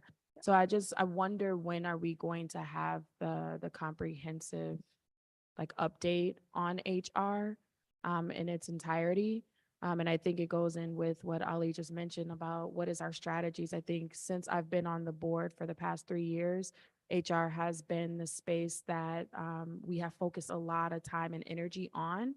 And I feel that recently we have at least not been getting the updates that I feel like we require to make sure that we're in a positive trend. And I know that we have been asking for what is our strategies around retention and what is our strategies around hiring. So it'd be just good to get that update in a more comprehensive way, other than just the weekly updates or having to pull the HR report. We can definitely work with the work group chairs to figure out how to adjust the scope and sequence and where we might be able to fit that in. Thank you. Thanks. Is it okay if I go now? Yes. Okay. Thank you, Jennifer. All right, any further discussion or questions on 10.22? Another? Okay. Talia, your advisory vote. Aye. All right, all those in favor, aye. All right, thank you. That passes 7-0. We are now moving on to other reports. Okay, for the City County Schools Collaborative Committee, we had a meeting on December 13th. We did discuss briefly the new passed state bill related to driver's education, and we'll continue that conversation on our next meeting in January. We had a little bit of a conversation about pedestrian safety and really the impact of crossing guards, and started to talk about our 2024 meeting schedule, and our next meeting will be on January 10th, 2024. All right, Student Senate. Thank you. For Student Senate, at our meeting on November 29th, we had our typical Board of Education report and discussion, and then we heard from a guest speaker regarding nutrition and student wellness initiatives in the districts. At our meeting on December 13th, we also had a board report and discussion, and we heard from a guest speaker regarding voter registration initiatives, which is something Student Senate has done in the past and is hoping to continue this upcoming spring. And our next meeting is on January 10th, 2024. Thank you. Next, we'll hear from Madison School and Community Recreation Advisory Committee. Thanks. Repeating what was said earlier, congratulations to Janet Dyer on your retirement. MSCR's new executive director is Mary Roth, who assumed the role last week. Ms. Roth has worked for MSCR for the past 15 years in various roles. So congratulations to Mary Roth. The other thing that I wanted to say is that the registration is open for residents and non-residents for the winter and spring program guide, which you can find online. We meet quarterly, so our meeting would.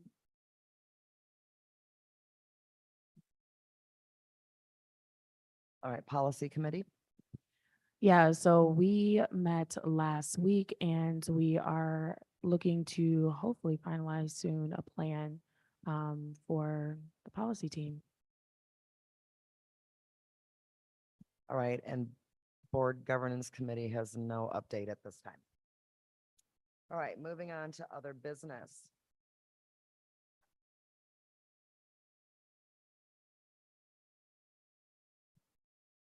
We have the receipt of the 2022-2023 financial statements.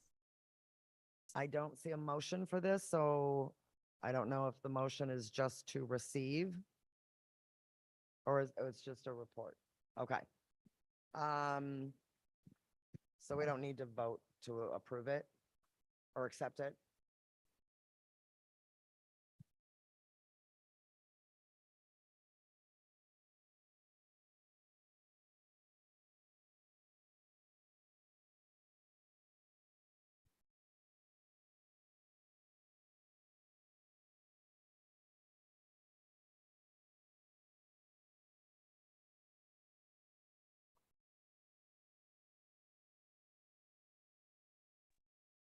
How are you? Sorry about that. Time flies.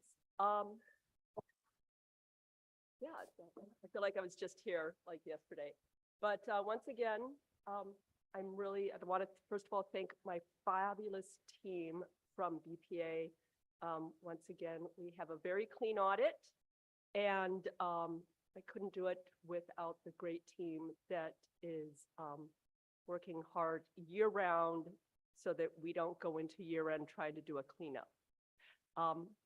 With us from the East Coast is actually Rob Ganshaw, our auditor. He's on vacation, so he took some time to come and present for us. So he should be, is he there?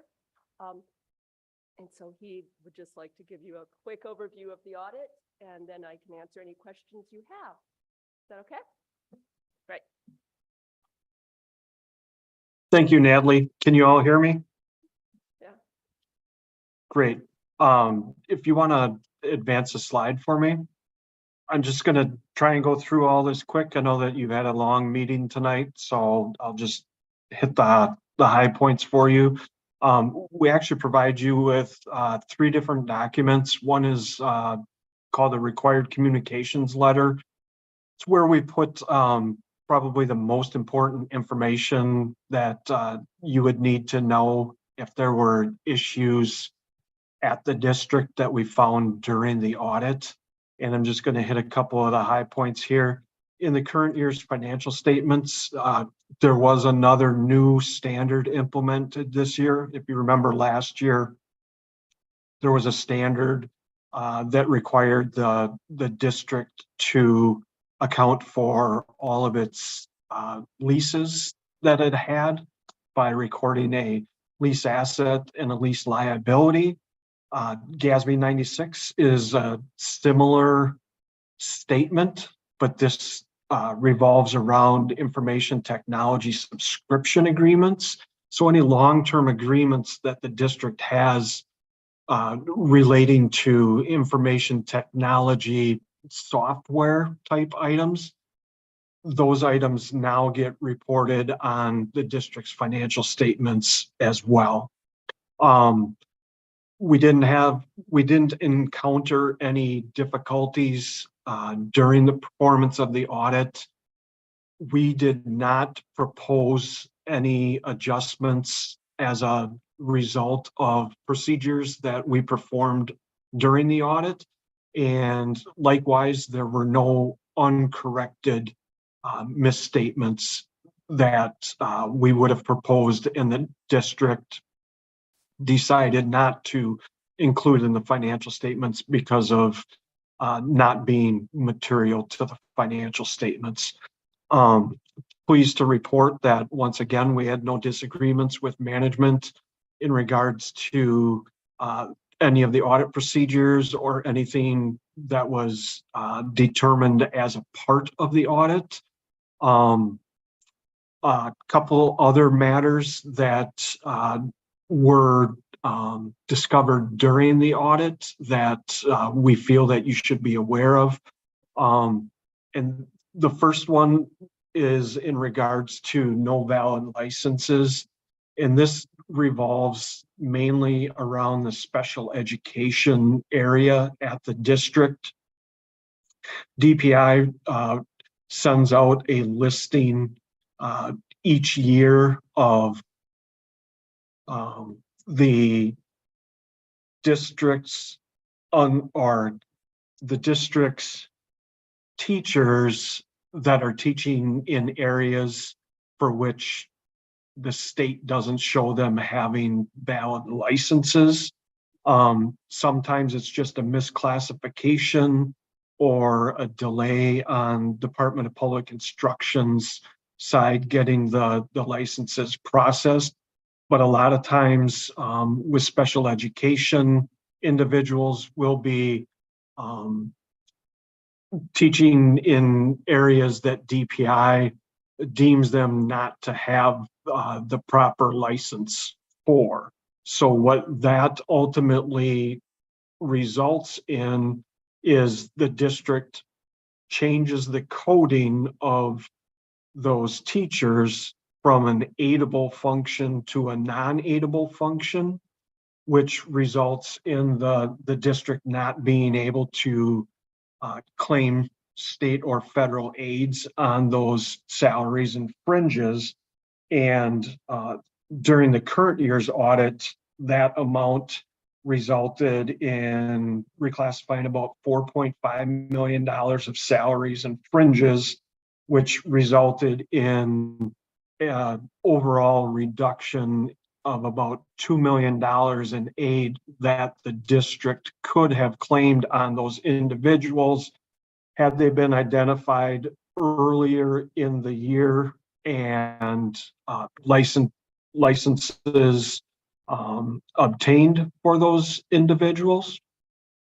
Biannual certifications, what that is the result of is the district is required to have time and effort studies to show where individuals are spending their time either teaching or if they're not teachers, where their administrative time is being spent, which allows the district to also claim federal and state aids for grant programs. And the comment around that is currently the process for doing the verifications isn't as efficient as it could be for the district. So our suggestion there is to evaluate that matter and determine if there is a solution to make it easier for administration of those certifications. The last item on the slide is in regard to food service fees. While doing the audit this year, it was determined that there was a location or locations that were allowing students that didn't have the correct change for their meals to basically charge meals to their accounts. And over time, that amount grew and the district ended up writing off about $330,000 worth of charges that were deemed to be uncollectible because the students either moved on or didn't have the resources to be able to end up paying for those meals, and they were deemed uncollectible. So basically, our suggestion there is that a policy be put in place that that's monitored and collected on a consistent basis so that the district doesn't end up having to write off balances for meals that were served but not paid for. If you can go to the next slide for me, please. We also, as part of our audit, we look at internal controls over the financial statements, as well as internal controls over the federal and state programs at the district, as well as compliance with laws and regulations for its grants and laws and regulations in general for the operations of the district. The district continues to place a high importance on implementing adequate internal controls regarding segregation of duties, cross-training individuals, and management oversight to limit any internal control deficiencies or compliance findings. With that, we identified one significant deficiency as it related to the internal controls, and that was related to a prior period adjustment surrounding the recording of items in the capital assets in the construction in progress. There were some costs that were charged into construction work in progress for environmental remediation type costs that should have actually been expensed when incurred. That's been discussed with district staff, and policies and procedures have been put in place to make sure that that's taken care of going forward. We're happy to identify that with our testing over the federal and state programs, there were no findings that needed to be reported. And the findings that we did have in last year's financial statements were addressed and remediated during the current year. Next slide, please. Independent auditors report. That's what you basically hire our firm to do, is to come in and look at the operations of the district and provide an opinion on the financial statements, as well as the compliance with laws and regulations. And as we have done in the past, I'm pleased to share with you that we're issuing unmodified opinions on the financial statements, as well as on the compliance with laws and regulations as it relates to the financial statements and your federal and state grant programs. What that opinion represents is we're saying your financial statements are presented fairly in all material respects. We don't guarantee that there are no errors in the financial statements, but our procedures are designed to make sure that there are no material discrepancies in them. Our responsibility is to express the opinion on your financial statements, even though, as the slide says, the financial statements are the responsibility of the district's management with your oversight. Next slide, please. We also share with you each year the information regarding the general fund balance. That's the main operating fund of the district. And we give you the different breakdowns and definitions of what goes into each of the main areas of your fund balance. The one that you typically concentrate on the most, and the one that we gear our comments towards, is the unassigned portion of the fund balance, because those are the amounts that the district has at its disposal to be used for unforeseen expenditures, applying to future years' budgets, rolling over to be used for projects in future years. As you can see, at the end of 2023, the district had right around $80 million of unassigned fund balance out of the total $90.7 million in fund balance. If you flip to the next slide, we talk a little bit about our recommendation on the unassigned fund balance.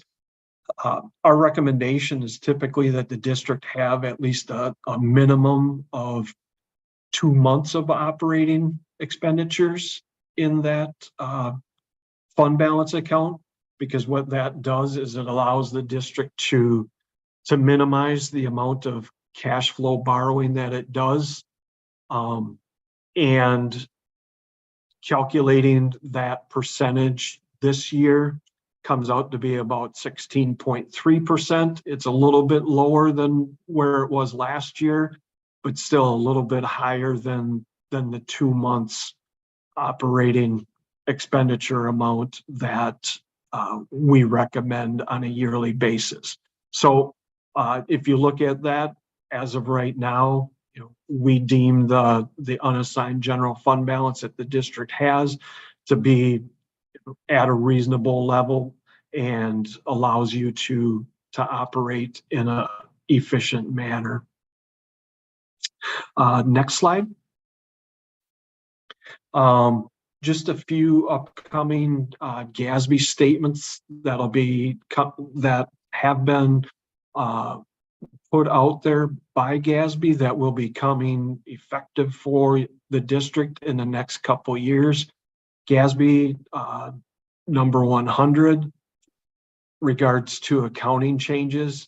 It basically gives audit firms clear guidance as to how we're required to communicate accounting changes and from the previous year and how they're to be reported in entities' financial statements when they happen. And then GASB 101 regarding compensated absences. It basically changes the parameters around how to calculate the liability for compensated absences. There's a few small tweaks in there. Shouldn't have a material effect for the district's financial statements going forward. But there's some language change in there that will affect how we calculate that balance. Other than that, there are no other significant statements in the near future that will have an impact on the district. And I believe the next slide is just asking for any comments or questions that you may have in regards to the information that I provided to you. I know that we ran through it pretty quick, but I was trying to be respectful of your time. Thank you so much. I do have a couple of questions, but I don't know that they would be directed for you as the auditor. I think the questions are more around the valid licensure and the certification of time. What have been the corrective processes or yeah, what has happened since then so that we don't find ourselves again in a situation where we're having to move staff folks' time to non-aidable costs, and then the recommendation around efficient processes for time and effort. Yeah, so I'm more curious about what we're doing to address those. Okay, so on the easier answer on the time and effort, really relates to the fact that last year we had a transition of staff. The individual who used to do that was no longer in that position to do that. And so it kind of didn't get done in a timely basis. It was done, but not in a timely basis. So it was, if it had not been done, we would have had an audit finding. It would not have been an allowable cost, but it just didn't get done on the timely basis. So it got, there's a certain window in which you really should be doing it and collecting it, you know, throughout the year. However, we now have people in place in the departments to make sure that happens. More exciting is the work that's been happening around no valid licensing. So HR has really stepped in and put together task force and teams.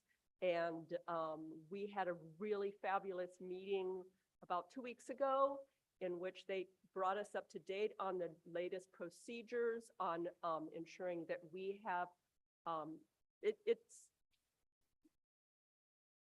that we are making sure that our staff are being able to follow through with DPI to get their licenses completed. So we're putting steps in place during their onboarding and then following them through the year to make sure that they have followed up with their licensing and what do they need to work with DPI on.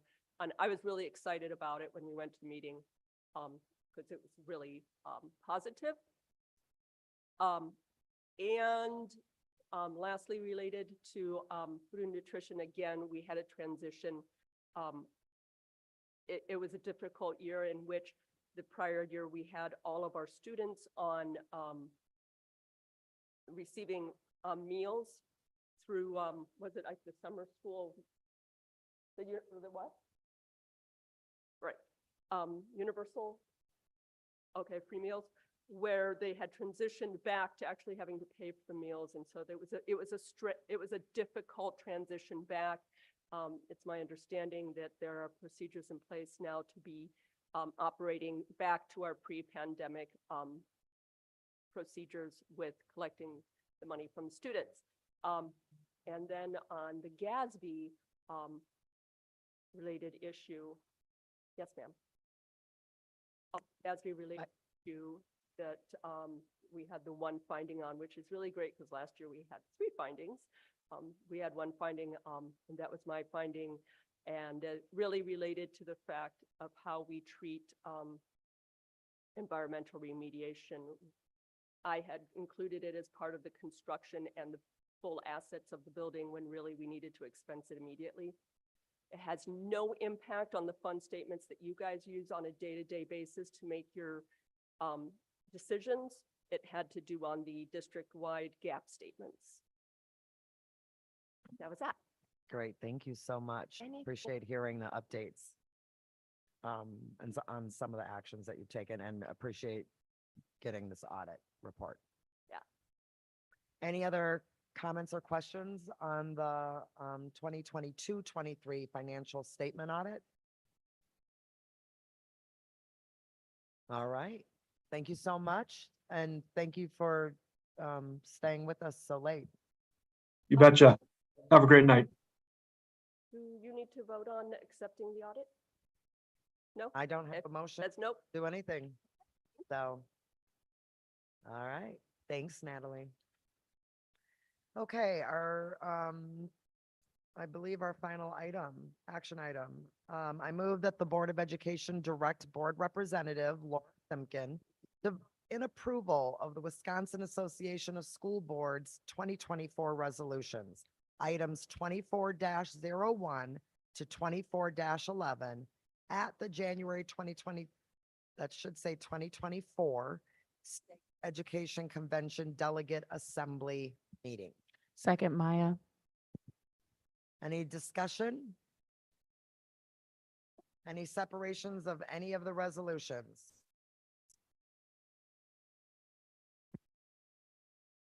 So while I could read all 9 pages of the resolutions, I'm not going to do that.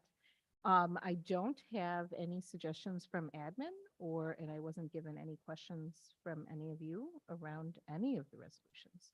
So I don't have any recommendations for separation. Okay. All right then. Talia, you're still there. Your advisory vote. Aye. All right, all those in favor? Aye. Any, okay, I think that was six, yeah, Nikki had to go.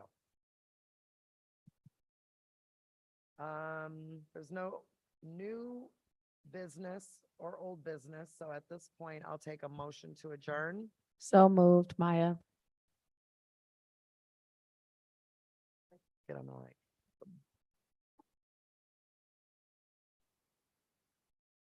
Yeah, Blair's gonna second it. Second. All right, all those in favor to adjourn? Aye. All right, Talia, your advisory vote. Aye.